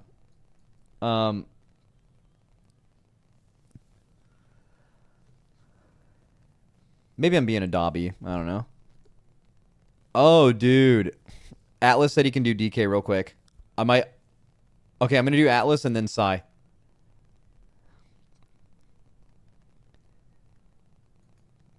Hello? Yo, what's up, my king? What's good? What is your, you said you could do DK real quick style. Yeah. All right, what'd it do? Frost is like basically the same as last patch because they did a really big rework, but it still fucking cranks ass, and it's super sick. Still has a lot of the depth that it retained from the old expansion, so it didn't really feel like it lost anything. It just lost a bunch of stats, which is going to make it feel like shit when you first play it, but... in terms of like class interactions, spec interactions, things like that, Frost is basically like up there with one of the more complicated ones compared to other classes. So wait, what? Yeah, I thought they made Frost nice. like baby mode last patch, but I guess because they relatively made everything else more baby mode, you're now saying it's more on the complex side? Well, they made it baby mode for people who have baby brains, but Empower Rune Weapon is like the change that they made to it last patch is it's one of the most dynamic buttons in the game in terms of like how you want to use it. So like on a second to second basis, you're basically flexing how you choose to do that based off of whether or not you get procs, whether you do get procs, whether you need runic power, whether you don't need runic power. So it feels really good and it feels really rewarding, even though the spec is like 50% obliterate damage. And you change how you use that button like every single pull. How do you Not feel like by a about substantial amount? But how do you feel about the Apex talents, like turbo locking you into Frostworm's Fury outside of like basically only Ryder having done that before?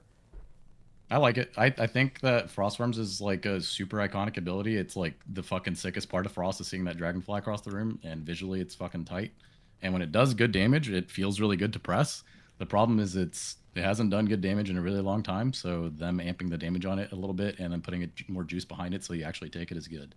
Nice. The only downside is if you play Deathbringer and you also take those Apex talents, then your cooldown window feels really bloated. Like you want to fit the Frostworms into your pillar, but you also want to press Reaper's Mark with your pillar, and then you also want to make sure you're not overcapping killing machines. So like all that happening at the same time feels like your head's about to explode, or you're munching procs, which doesn't feel great. But the spell itself being good again is good. All right, W. Where would you put Frost then? This is weird actually, because I'm asking people their opinion of the changes on Alpha, but Frost DK wasn't majorly changed on Alpha, so I'm kind of asking you for your opinion on Frost in general, which I think is fine since it didn't receive a ton of changes because it was literally just redone. Yeah. So you can kind of do whatever you want with it. If you merge the rework from last expansion and just count it as this, slap it into great changes. It's a fucking banger. All right, buck yeah.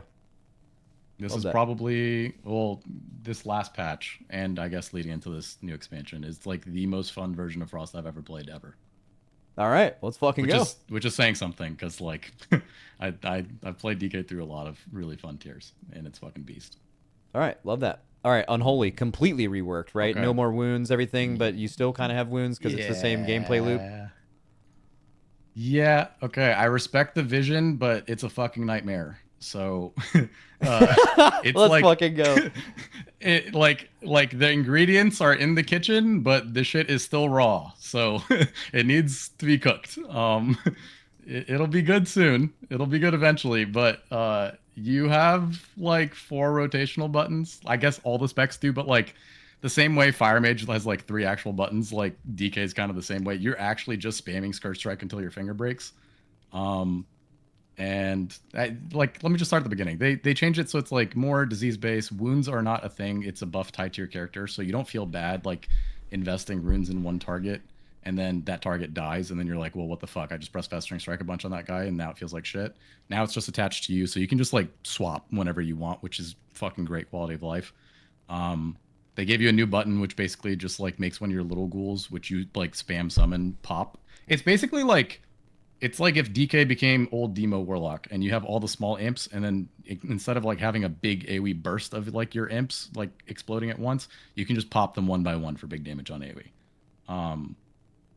So like the good is that the gameplay direction is different and the quality of life is definitely still there. The downside is the depth is still not there. So like you're basically still hitting a Festering Strike for a buff, and then you're just spamming Scourge Strike. You're summoning like a bunch of little ghouls like on the side.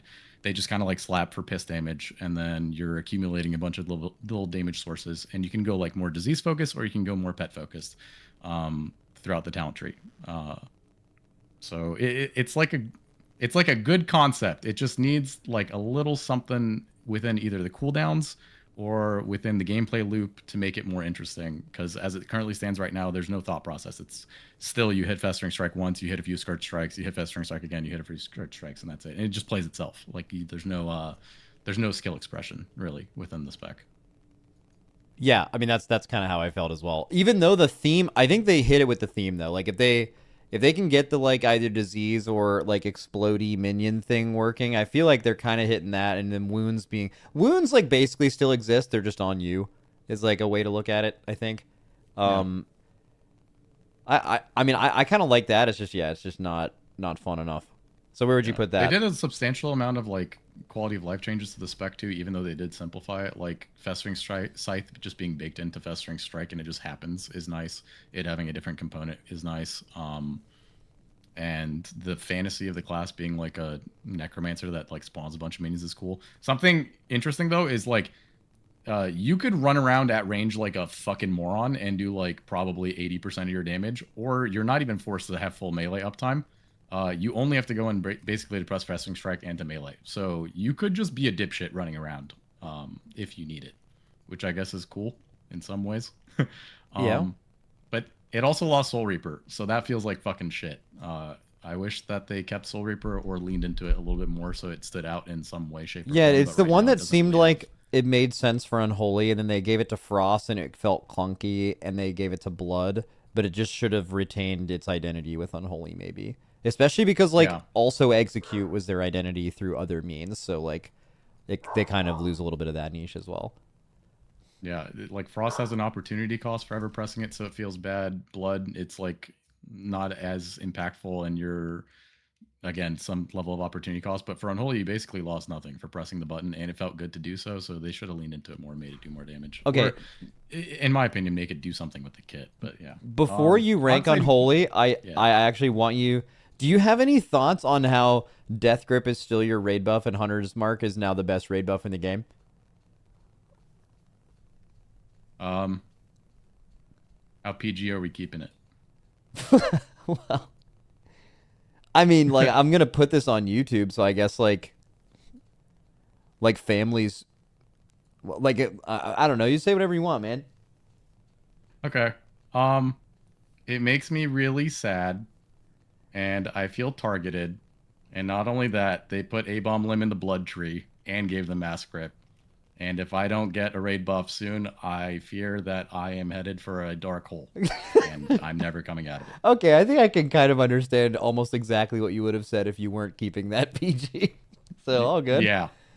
Yeah, I get it. Also, I really, really, really dislike the concept of looking at dungeon journals, because there are some on alpha, and you look at all these bosses where nothing is grippable, and then you just look at the last boss, and there just has to be some dipshit thing to be gripped on the last boss because they're choosing to stand on their hill and die on it. Yeah, which also like limits design for the last boss. Like, not every boss is it a good mechanic to have some ad that needs to be gripped and killed in time. Like, you can be more creative than that. But oh wait, you can't, because you have to die on this hill that DKs don't actually need. Yeah, it's actually fucking crazy. Yeah. Okay. Where'd you rank Unholy? But I'm smiling. Yeah, you sound like you're smiling. I want to put it between not great and spec could be played by a baby Blizzard. You said you would roll some of this back. If it's this bad, truly bad, please revert some of this. It's really bad, send help. But like, they're trying, so like I wouldn't put it there. It's just, it's not there yet. So it's just not great, but it has potential to be cool. Yeah. It seems like there. Yeah, I think you put it best earlier. All the ingredients are there, they just haven't cooked it yet. That's all. Yeah. W. Cool. I love you, bro. Love you. Love you hard. Yeah, love you too. Bye. Yep. Okay. Multiple choices here. We have Feral, but he's up really late, so we should probably do Feral. I now have some more people available to me. I have Feral, and then we can do Sang for Aug and Dev.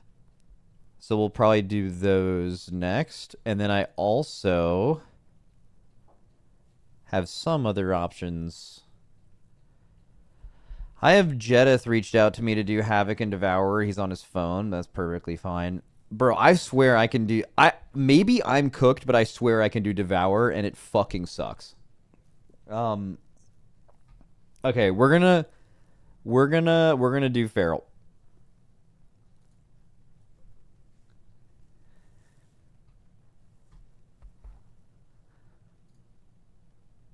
Hello? Hello. Hello. Dude, I heard you had a really good interview the other day, by the way.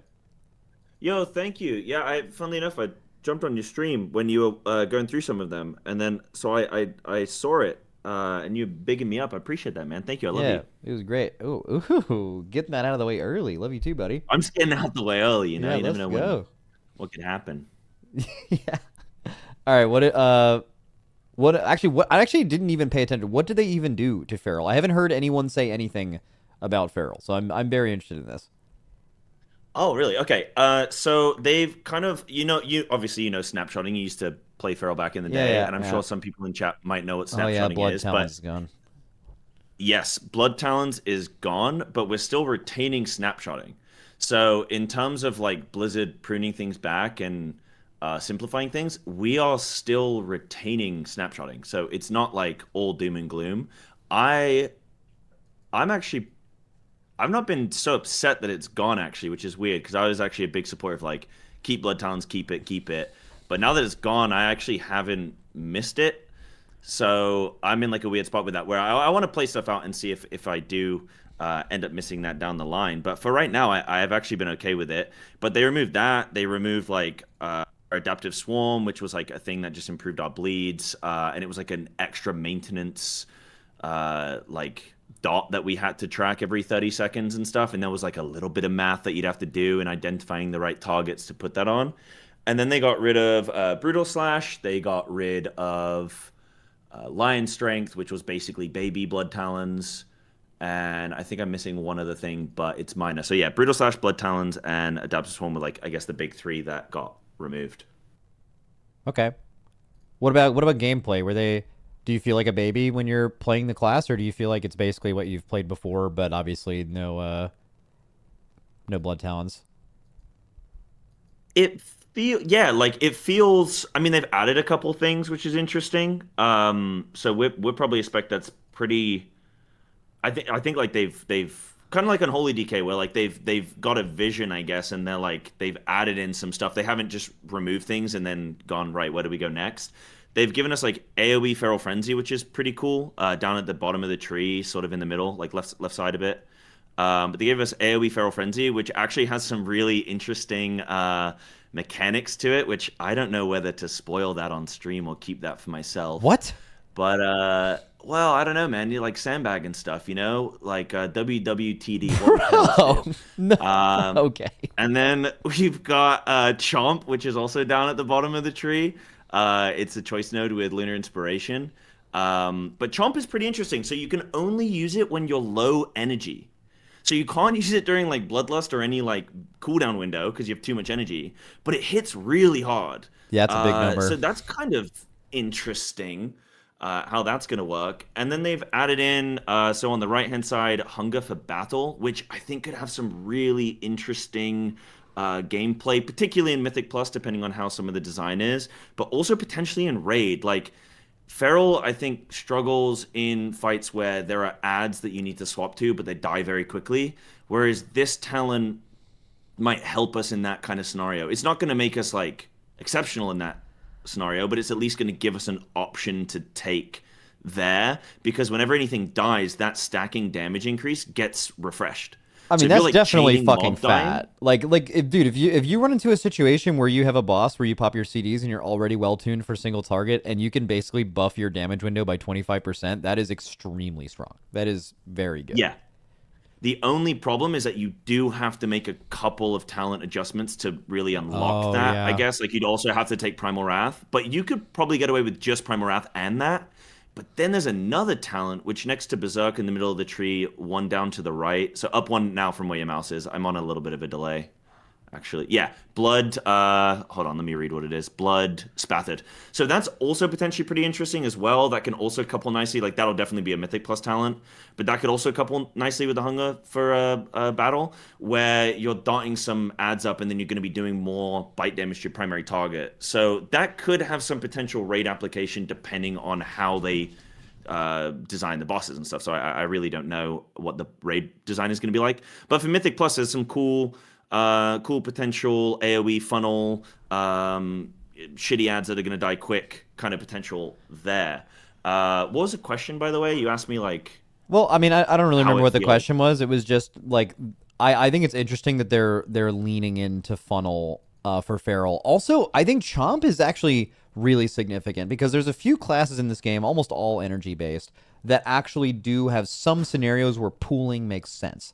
There's been times in WoW where they've like gone away from that and they just want every class to be you're pressing a global every second no matter what. You never have to think about pooling. Maybe Feral is currently like that. I haven't played it in a long time. But playing something that giving you a talent that specifically incentivizes you to not do that, right, I think is very interesting. I think Chomp is like one of the most interesting talents I've looked at in a while, where they're basically wanting you to go low energy just to use some ability that, I mean, 900% attack power is a fat ass fucking number. Like that it's really hard. I've been using it and it's been doing like at least the amount that a bite does, maybe more. So I think even more than like Ravage and stuff, which is like empowered by. So it's been hitting really hard. Obviously, it's a 20-second CD, and you can't use it during cooldown windows, which kind of sucks. Or you have to use it at the end of the cooldown window, I guess. Your end of your cooldown window, or maybe you could like snapshot or no, Tiger Sphere gives you energy, right? Yeah. Yeah, that cooks it.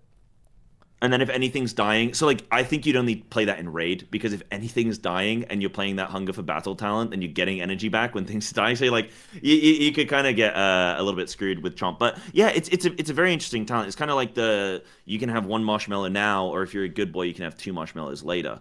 And that's what Chomp is. You know, you get rewarded for the pooling, which is teaching people a good skill, which is pretty cool. They've also given us, 1 minute 30 Incon, which I think is neat because we have been asking for improvements to Incon to make it. Really? Go on. No, I mean, sorry, I didn't mean to fully cut you off. I was more, basically I had this theory the other day where a few years ago there was a bunch of classes that still had 3 minutes. And there was even like meta was like 4 minutes, for example. And it was like, if you didn't have a 2 minute, man, it was just like, fuck, I feel so bad that I don't have a 2 minute. And it's crazy how that has changed in just a few years to where now it's like the people who are rotating on either 45 and 1.5 or both, right? Are the 2 minute people are like, man, I wish I was them, right? I wish I had just as strong of a 2 minute, but it was just 30 seconds shorter. And it didn't help that specifically this raid, Dimensius and Nexus King are like absolutely fucking perfect for 1.5 minutes, and 2 minutes just straight up lose a use. I just wonder that now they're even more going into that. They're like literally changing. I think this is the second class I've talked to today that has had their 2 minute change to 1.5 minutes. It's very interesting. Yeah, and it could. I mean, I think that could particularly work really well with the OTC. I think Wildstalker's better designed for like Convoke potentially as well. But I don't know. I don't know if like again, it's going to come down to number tuning. We're not at that stage with the alpha, and I think that's obviously. I know your chat's probably aware of that, but important that people understand that like we don't know how everything's gonna work based currently because like number tuning hasn't happened yet, right? But maybe Incon could end up being really good. The problem with Incon is I don't think it's too fun to press because you press it and then you just sort of like just doing normal sort of stuff generally. I mean, technically with the DOTC, you can like so on the DOTC hero talent, if you switch over to that at the bottom node, there's a thing called Claw Rampage. So you actually do this like interesting cooldown window. So in that, your Shred, Swipe, and Thrash have a 25% chance to give you your Ravage, which is like your main core ability proc. And then in AoE, that's basically guaranteed because you have a 25% chance per target. mob. So Yeah. if you're swiping, thrashing, then you're basically guaranteed ravages. So with Incon now being 1 minute 30, it also lasts an extra 5 seconds. You get 20 seconds of just this like swipe, ravage gameplay, which is like potentially pretty good. I don't know, like we've lost Frenzy Band, which might reduce some value of like Incon and stuff like that. That used to give our combo point generators like a bleed application. So we've lost some things, but we've also gained some things, and it is going to shift up. I think some. It's definitely going to shift up Feral's gameplay. I think right now the single target raid build is kind of boring. Like you apply your bleeds and then you're basically just shredding and chomping whenever you're low energy. And I just want to really quickly, I did misspeak when I said chomping rewards pooling. That was like wrong. Like it's actually rewarding you spending energy. But Yeah. I just misspoke there. Yeah, that's fine. Okay, you have to rate feral changes. That's your job. What are you Okay. What are you doing? Rate feral changes. I think pretty good. Like it feels pretty good. They are diminishing snapshotting a bit, but like it's still there. So you can't just be like, oh, they've completely babyified it. They've added in some cool new things. There are some interesting talents that I want to see how they play out. AoE Feral Frenzy is pretty sick. It's pretty fun. Oh, have you not seen the visuals for Feral's Apex talent? Oh, no, I know the unseen strike stuff sounded kind of. Wait, does it look sick? It looks sick. Cats like appear on your mobs and they like jump and like maul mobs and stuff. Do you have like a the GIF of it or anything? I don't have a GIF. Do I have a clip? I can maybe send you a clip. I'll DM you one and then maybe you could just show it. At Yeah, some I'll show it point or later. something, That's fine. maybe. But it's pretty cool because the AoE Feral Frenzy also like cats appear and they just like maul and stuff. So that's pretty neat. But like I said, there's some interesting AoE application with the AoE Feral Frenzy, and I don't know whether should I talk about it. Talk about. What do you think, Matt? Sorry. Oh, the crazy thing at Frantic Frenzy. Yeah, it's really. I mean, so what are you arguing that if I mention this crazy broken interaction that surely no one else will figure out, and they definitely won't figure out for all of alpha and beta, that like I'm gonna be the reason this thing is nerfed? Bro, the alpha came out this week, man. Like unless you have some like crazy cook, I mean, it's up to you, man. You can do whatever the fuck you want. No, Max, you know what? You're a smart guy. You're right. Somebody's gonna figure it out anyway. I'm sure somebody probably already has. Okay, so there's a really interesting interaction. So that AoE Feral Frenzy, it's melee range. But if you target mobs at like 40 yards away, and then you use Frantic Frenzy on mobs in melee next to you, but you're targeting a mob at 40 yards away, What it happens will to the hit mob? everything. So it will hit the mobs around you, and it will also hit the mobs like 40 yards away, and it's uncapped AoE. So it applies Feral Frenzy to everything uncapped. Okay. I mean, So clearly, that's pretty like that's just like so clearly fucking bugged. Like that's not even like some crazy interaction. That's just. I mean, actually, I can kind of see I've how seen that Windwalker happened. be bugged for like 5 years. So Yeah, okay. just because a bug exists doesn't mean it's gonna get removed. I mean, that'd be kind of fun though. I mean, it's like Druid classes having uncapped AoE isn't anything new, so fuck it. Just let it be a thing. Cool. I'm cool. No, with but that was just something that I found that was pretty fun. But yeah, I guess that's everything on Feral, I guess, unless you have any questions. But no, good. that's great. That's great. We already got the love thing out of the way, so that's excellent. All right, cool. I love you. All right, love you too. Got out of there. Even though I didn't really own him because he said it first. It's all good. So we have Sang Helios to talk about Aug and Dev.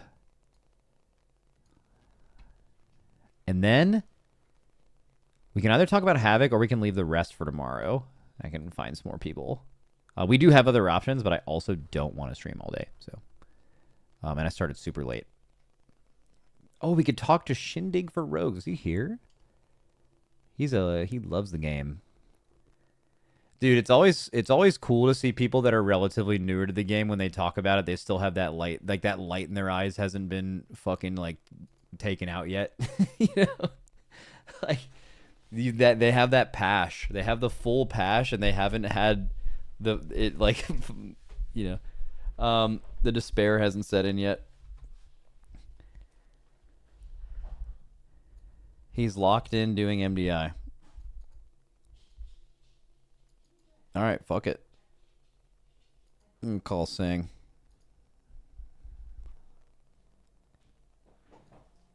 Sang. Yo. Hello. How many mounts do you have? Hi. I lost count. It's like 1150. You fucking Somewhere around lost there. count. Okay. I have to check every like other day. Dude, Sang messaged me because I was like talking with Roger Brown at some point and mentioning that you had a ton of mounts, and then I simple armoried the wrong characters, so it looked like he had less than he actually pissed me had. off. Yeah, and Roger was like, "That's not even that many," and apparently I was just fucking lying, and he got mad. Yeah. Yep. Okay. Aug and Deb, you can start wherever you want. All right, we're gonna start with Dev. It doesn't have its Apex talents, just so there's still easy changes happening soon. Okay.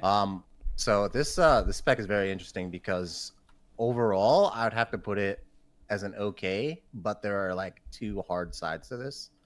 So I think Okay. like, if I had to rate the hero talents, Scale Commander is like pretty high, like high, pretty good. What'd they change about Scale Commander? They make it good. So they the abilities they removed are Firestorm, Shattering Star, and Engulf. Which are Really, mostly Scale Flame Shaper Commander- related. Yeah, mostly. Well, Shattering Star is like kind of both. It was pretty popular with the Scale Commander just for Essence Economy, but it was like you didn't really lose the big things they've gained. So there's a new talent, bottom of the tree, second exhale. It is just that you can deep breath twice, which is really favorable towards Scale Commander. A lot of interaction with other talents, and especially Scale Commander gets a lot with that, especially with like deep breath being like a 1 minute cooldown for that spec. So it's like it's really like a lot of people enjoy the spec already, and I think it's just like even more fun to like just press deep breath more. So that's like a big plus sign. Shattering Star also is just kind of like more of a passive. It's gonna be kind of like it's just like kind of a damage proc now on. Well, it's not really a proc; it's just added damage to Eternity Surge, so like makes that empower a little more valuable to cast. Are you a fan of that specifically? Like losing that button? Yeah, I think it's fine. It wasn't like too big a deal to lose. It's probably makes it a little more simple. There's just like less thing about. Again, I think it's like nice for Scale Commander. Like it's fine. I think you had a lot of action with Deep Breath, fitting that in your rotation. Now Flame Shaper. Flame Shaper is the opposite end of the spectrum. This one would probably is pretty bad. The removal Engulf, basically like redesigned. It's like almost like an entire redesign of the entire hero talent with the removal of your hero talent, which was Engulf.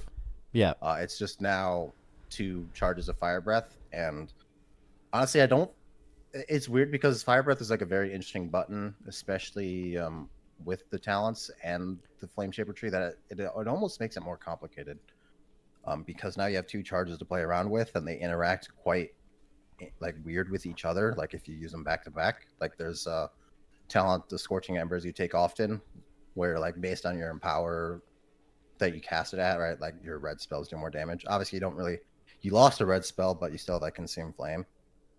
So it makes it really interesting because like now you have to like, you know, you can do a weird interaction where you rank 1 to get like the duration up, and then you max rank it and you get the 40% with the like max rank duration.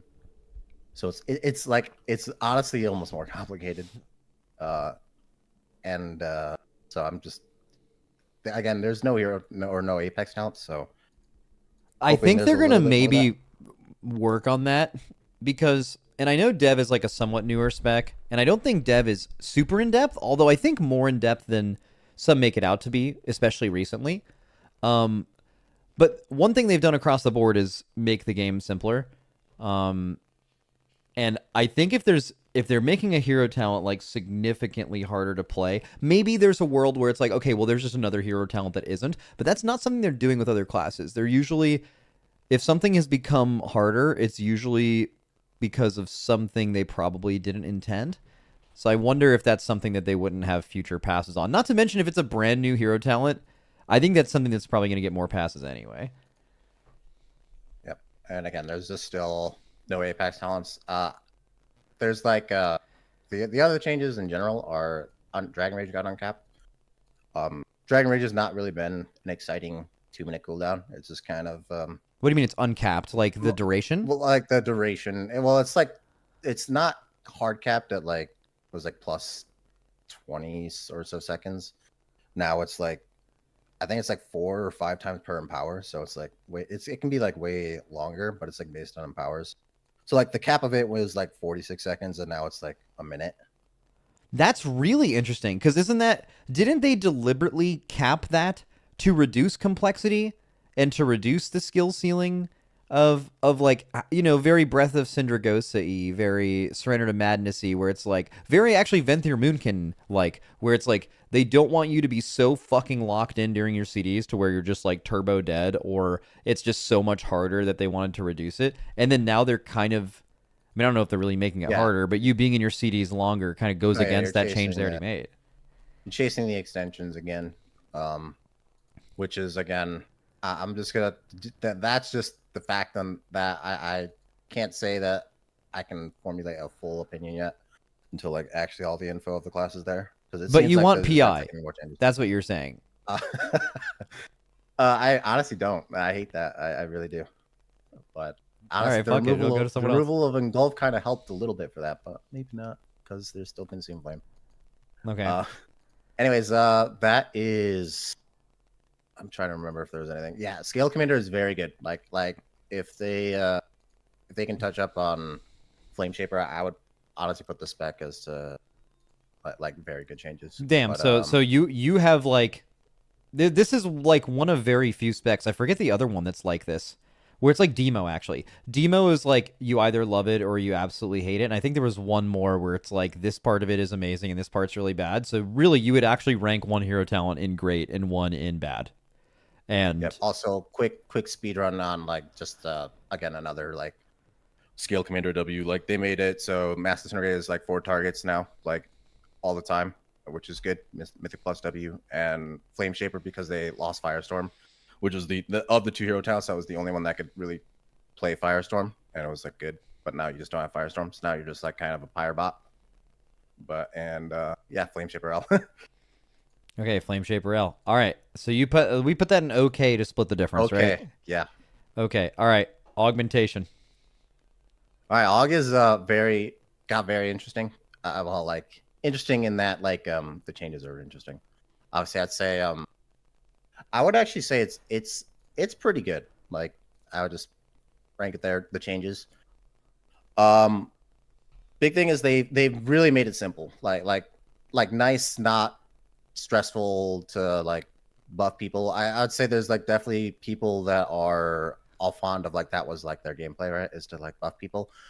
And also the bad side of that, which is kind of very interesting, is with Ebb and Might now just basically blanketing your entire group. So either, you know, your other 2 DPS in a Mythic Plus, or, you know, your however many DPS you have in a raid, Heroic Raid or Mythic. It just kind of splits it.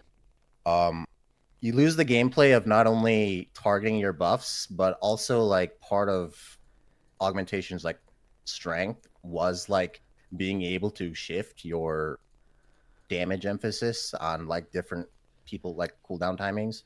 Yeah. So like buffing, like your buffs are like stronger in a sense of like buffing only like a select few people that had like 1.5 minute cooldowns, and then you shift them to the 2 minutes. Yeah, you could basically 3 minutes during at any point in the fight, you could just cosplay as the person that is currently in their CDs, which across a 20-person raid is usually somebody, right? And then you just needed some good lineups on Breath of Eons and you're pretty much good. However, that was fucking insanely hard. Like I'm pretty sure it got easier, I think, this season, but like when I've watched you guys do this, I'm pretty sure you are doing the hardest thing, including healing in the raid, and you are permanently coggy loaded, and it seemed insane. And the purpose of this class was to be like a fucking easy as hell buffing class. So I don't think it's surprising that they went the road of basically making it extremely easy in raid. I think there's still some selecting with like prescience, maybe, right? Oh, there is. So I think it's like a good balance. Like obviously there's no more like it's like it's hard to like hard miss because now you can just kind of play the spec like very simple style and you're mostly gonna do it. There's still some targeting buffs and prescience. There's still proximity buffing on like your shifting sands people, like your closest targets still get it, and you get a lot more like the moats now have prescience on them too, so you're getting a lot more buffs out on specific people, like those buffs. But Ebonmite in general and Breath of Eons, so like the main like cooldown based buffs that you were doing are just kind of raid wide now, so you don't really have to think too much about pressing your cooldowns. You just kind of line it up with like when the overall raid's is doing the most damage, which as Breath of Eons is basically a 2-minute cooldown. Well, it's obviously a funny cooldown for Scale Commander and like closer to like a 1.5 2 for Chrono Warden. Yeah. So honestly, the tuning of the spec ends up kind of being just overall like in terms of its buffing, like just how strong like your minute and a halves or even your 1 minutes if you're like Scale Commander. So it's a very, very interesting. I think it's very good changes though. So like overall. Oh, also Ebonmite, maybe this was already the case. It only works on damage dealing allies. You cannot buff healers and tanks at all. Yeah, I mean that's been the case. Okay, so like I was just thinking like, oh, it's raid wide, so like maybe healers will get it, but actually there's zero effect on that. What was I gonna ask? What about the Apex talents for Aug? Oh, yeah, they're pretty strong. It's basically just you summon like a clone of yourself and it just kind of does spells. I don't know the tuning of the actual spells it casts, but the important part is that it buffs your like Ebonmite by 100% while it's active, and it just gets extended like after you Breath of Eons, so it gets extended when you normally extend Ebonmite. So it kind of just makes Breath of Eons a lot more powerful, and frankly, you can extend it to kind of crazy durations. I wouldn't know if you'll get to the point where you can have multiple of them out at once, in which case it kind of like, is a big ramp. Like, if you have one out and then it's 100%, and then you get the second one out, it's 200%. But that sounds like something that probably won't happen. Yeah, I mean it's pretty powerful, kind of passive talent, and adds power to your cooldown. So, I'm trying to see what else here changed about Aug. I think that's about it. Yeah, I mean I think they like just did like one talent shuffle. I remember I made blistering skills like a little more just passive. I think Ignition Rush got moved up. That just made like you cast faster, and they just replaced it with the talent that added the talent where you just get pressions from your moats. Everything else looks mostly the same though. All right, W. Yep. And you already put them in pretty good, so I guess we're good. Are you happy about Evoker in general? Like, you still think the class is overall like retaining a similar amount of complexity? It's not like doom and gloom. This is a different World of Warcraft than what I've played before. I think it's great. There's still like changes that I'm hoping like keep like just like slight changes with like Dragon Rage maybe being a little more of a powerful button, or like at this point like the spec is almost like your cooldown is whatever trinket you're wearing. But other than that, I mean I find it like it's still very fun, especially Scale Commander. It's like very you're just flying around beaming things, shooting beams, a lot of colors coming from you. All right, hell yeah. All right, thanks, buddy. Yep. Love. I'm out of here. Love. Okay. Oh, wait, someone said, "Oh, Cybear sent me the Feral Frenzy clip." Who knows? So if I'm targeting this mob over here, this is gonna frenzy everything. But like, I don't know. Maybe they keep it in. Oh, that's the Feral Frenzy. Here's a clip of the cat jumping around, and there's also a proc of our Apex talent. So it's that cat. This is gonna frenzy everything. The cats shouldn't be Like, I doing don't know, that. Maybe they keep it in. But the cat is the important thing. The cats will still show up. Just not on the faraway mobs. Okay. All right, so we have a decent amount of specs left. And I do have some... Oh, let's finish with Enhance. Let's finish with Enhance, I think, and then call it a day. And we'll finish the rest of these tomorrow. If he's still around. Probably is.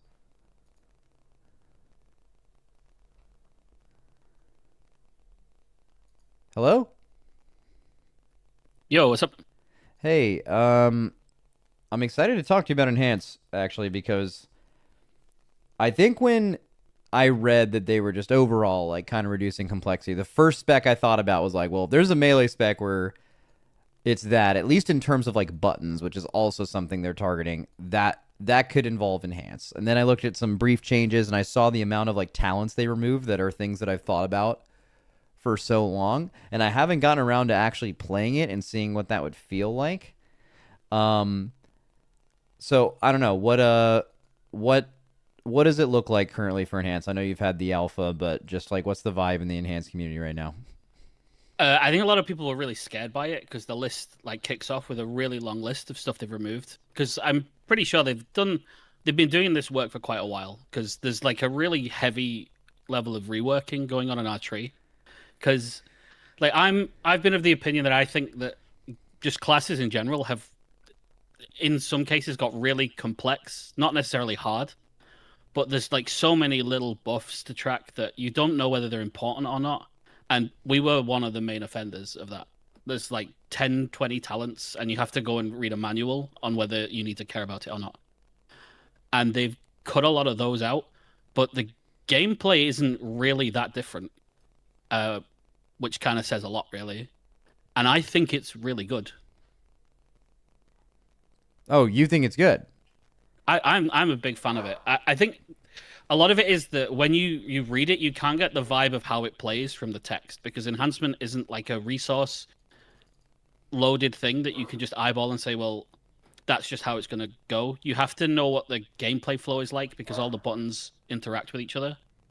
And once you like hit a dummy for 5 minutes, you kind of go, oh, yeah, this is just like basically the same. They've just reskinned a few of the buttons. Okay, I have just now gotten to the enhancement thing. Here's what they removed for people who play Enhance, just off the top of your head. Some talents like Alpha Wolf and Witch Doctor's Ancestry and Legacy of the Frost Witch, but buttons like Primordial Wave, Ice Strike, Hailstorm, Ellie Blast, like just like crazy important defining like things that you've basically been spec'd into for like years, right? And then you look at the tree and it's like, okay, Doom Winds is at the bottom, is like in the capstone level, seems important. Sundering is in the capstone level. It's just such a different spec. Like have you made a build for this based on like just whatever and this like went and hit the dummy? Like how many things are you tracking on like your what most people's UI packages look like on the top, which used to be like 8 buttons? Like what is that looking like right now? Right now, I'd say there's like maybe 2 to 3 really important things to track, whereas like on live it's like 9 or 10. What? Like the game just gives you what you need to know. Like instead of you having stacks on Lava Lash, it just you get CDR, so you don't need to track it. It just happens. Like there's nothing hidden about it. It's really obvious. It's really intuitive when you play it. Okay. The changes that they did at the bottom, Doom Winds is now like they've made it so that we can either be a 2-minute or a 1-minute cooldown, and that's basically what that section is down there. Okay. And you either have Doom Winds or Ascendants, but they both kind of do the same thing, except one's a bit longer. Which, I mean, for flexibility's sake, that's really cool. I really like that. P-Wave is gone, and it's just been replaced by Sundering, so it's the same spell basically, just without having to set up Flame Shocks. So it like a lot of the things that got in the way of you just pressing the button and going is what they've took out, and now you just press the button and go anyway in the exact same way. Okay, so they like just reduced some redundancy and like made some things like those things aren't gone. They just happen at the same time as when you press other buttons for a few of them. That actually makes sense. Also, just to be clear, when he said there's like, what are you tracking on your top bar? He said the important things to track, not how many buttons like you're pressing in your rotation. He's not saying it's a two. Buttons wise, it's like I'd say like 6 or 7. It's like down 3 or 4 from live. Like in the case of like your shocks and Ice Strike have all been rolled into just Voltaic Blaze, which is almost, which is on like the mid right, the active there. Like that's basically the only thing that has been removed. You're still tracking Crash, Lava Lash, Storm Strike, Doom Winds. I'd say the only big thing that super isn't for me, and I don't like at all, is they've just killed wolves. Wolves are terrible in every way now. Like, you still have them passively. It's just it's not a button that is interesting or feels good to press. They've nerfed them in like every possible way they could nerf it. They did it all at once because, I mean, it's not a secret that they were insanely overpowered this expansion that caused so many problems for them. Yeah. But they've like hit every possible thing that was making it overpowered, and now they just might as well not exist. Like I don't think that talent does anything now. So that was maybe an overreach. Everything else I think is really good. Crash Lightning looks really cool and is our Apex talent. I really like that. The hero talents both got mechanical changes, but they play the same ish. I think that one will be one that people come around to, but not at first. Because Tempest isn't you stack a counter and then it procs. It's just random.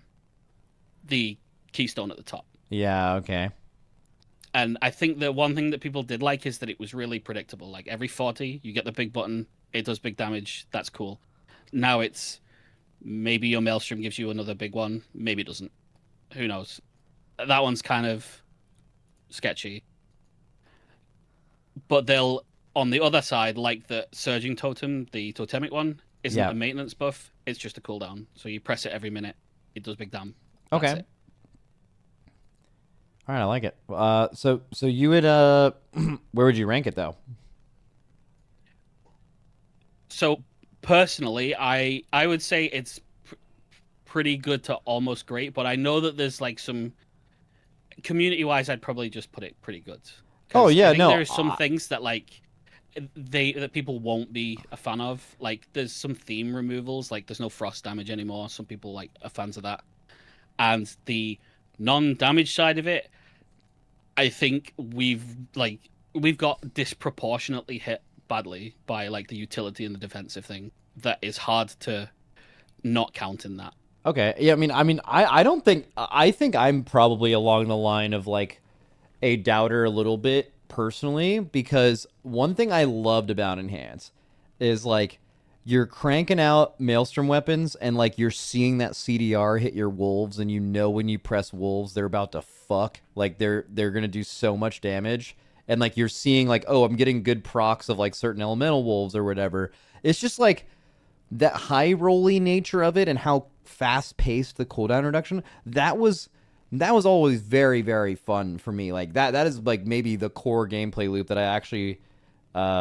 really, really enjoyed. I actually haven't played recently. I don't know if that's something that has been the case like this season.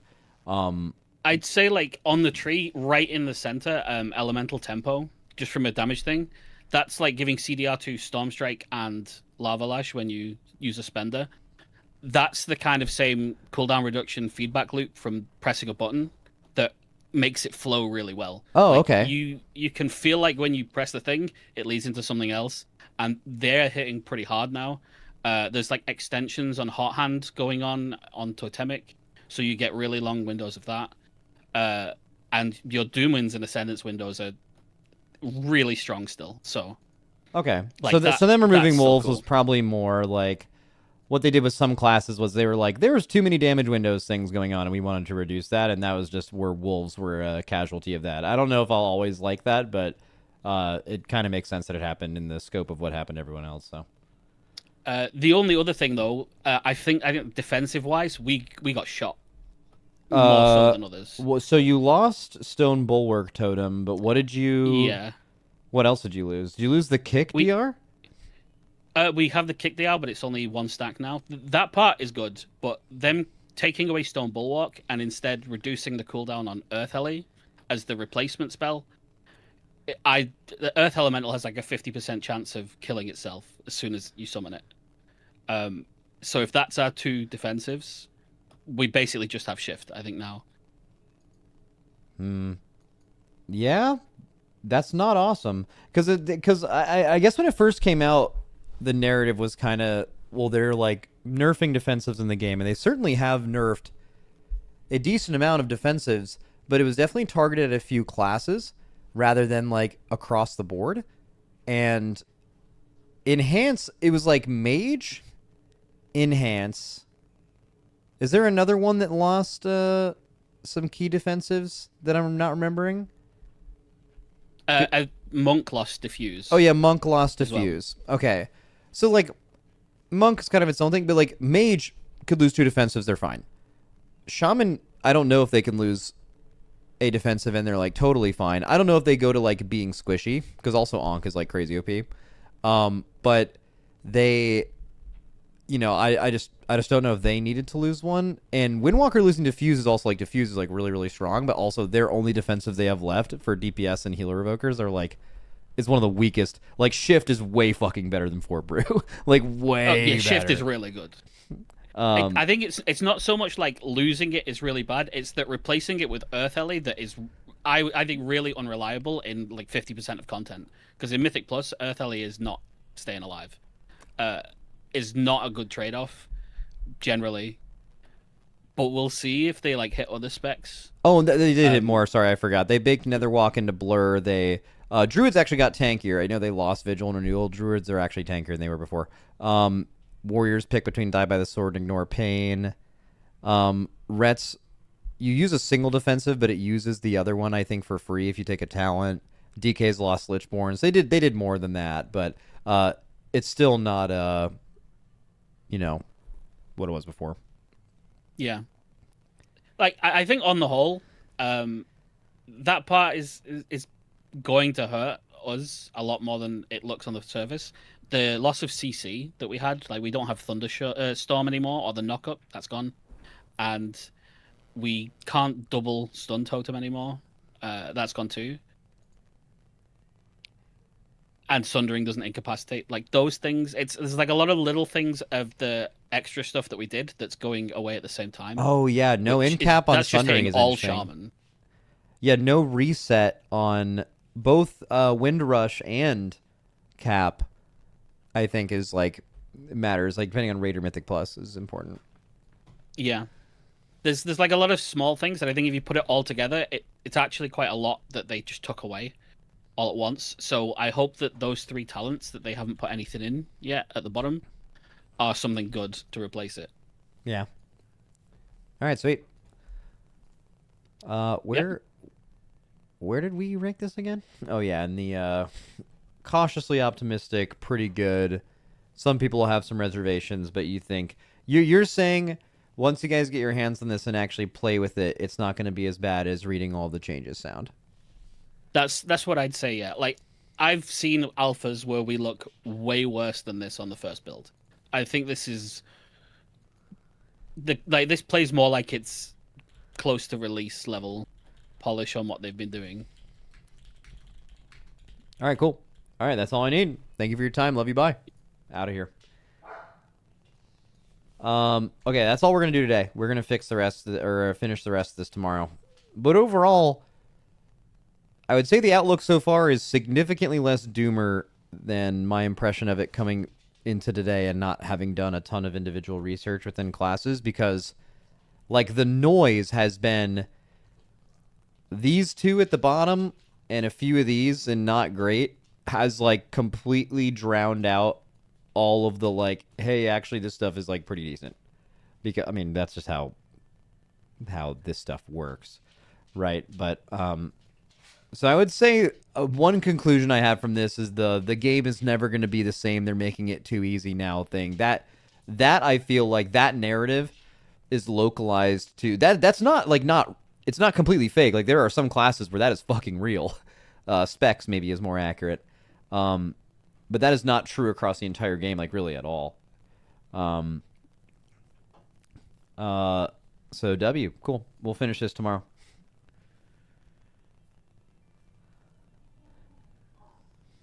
All right, cool. I will see you guys later. Tomorrow.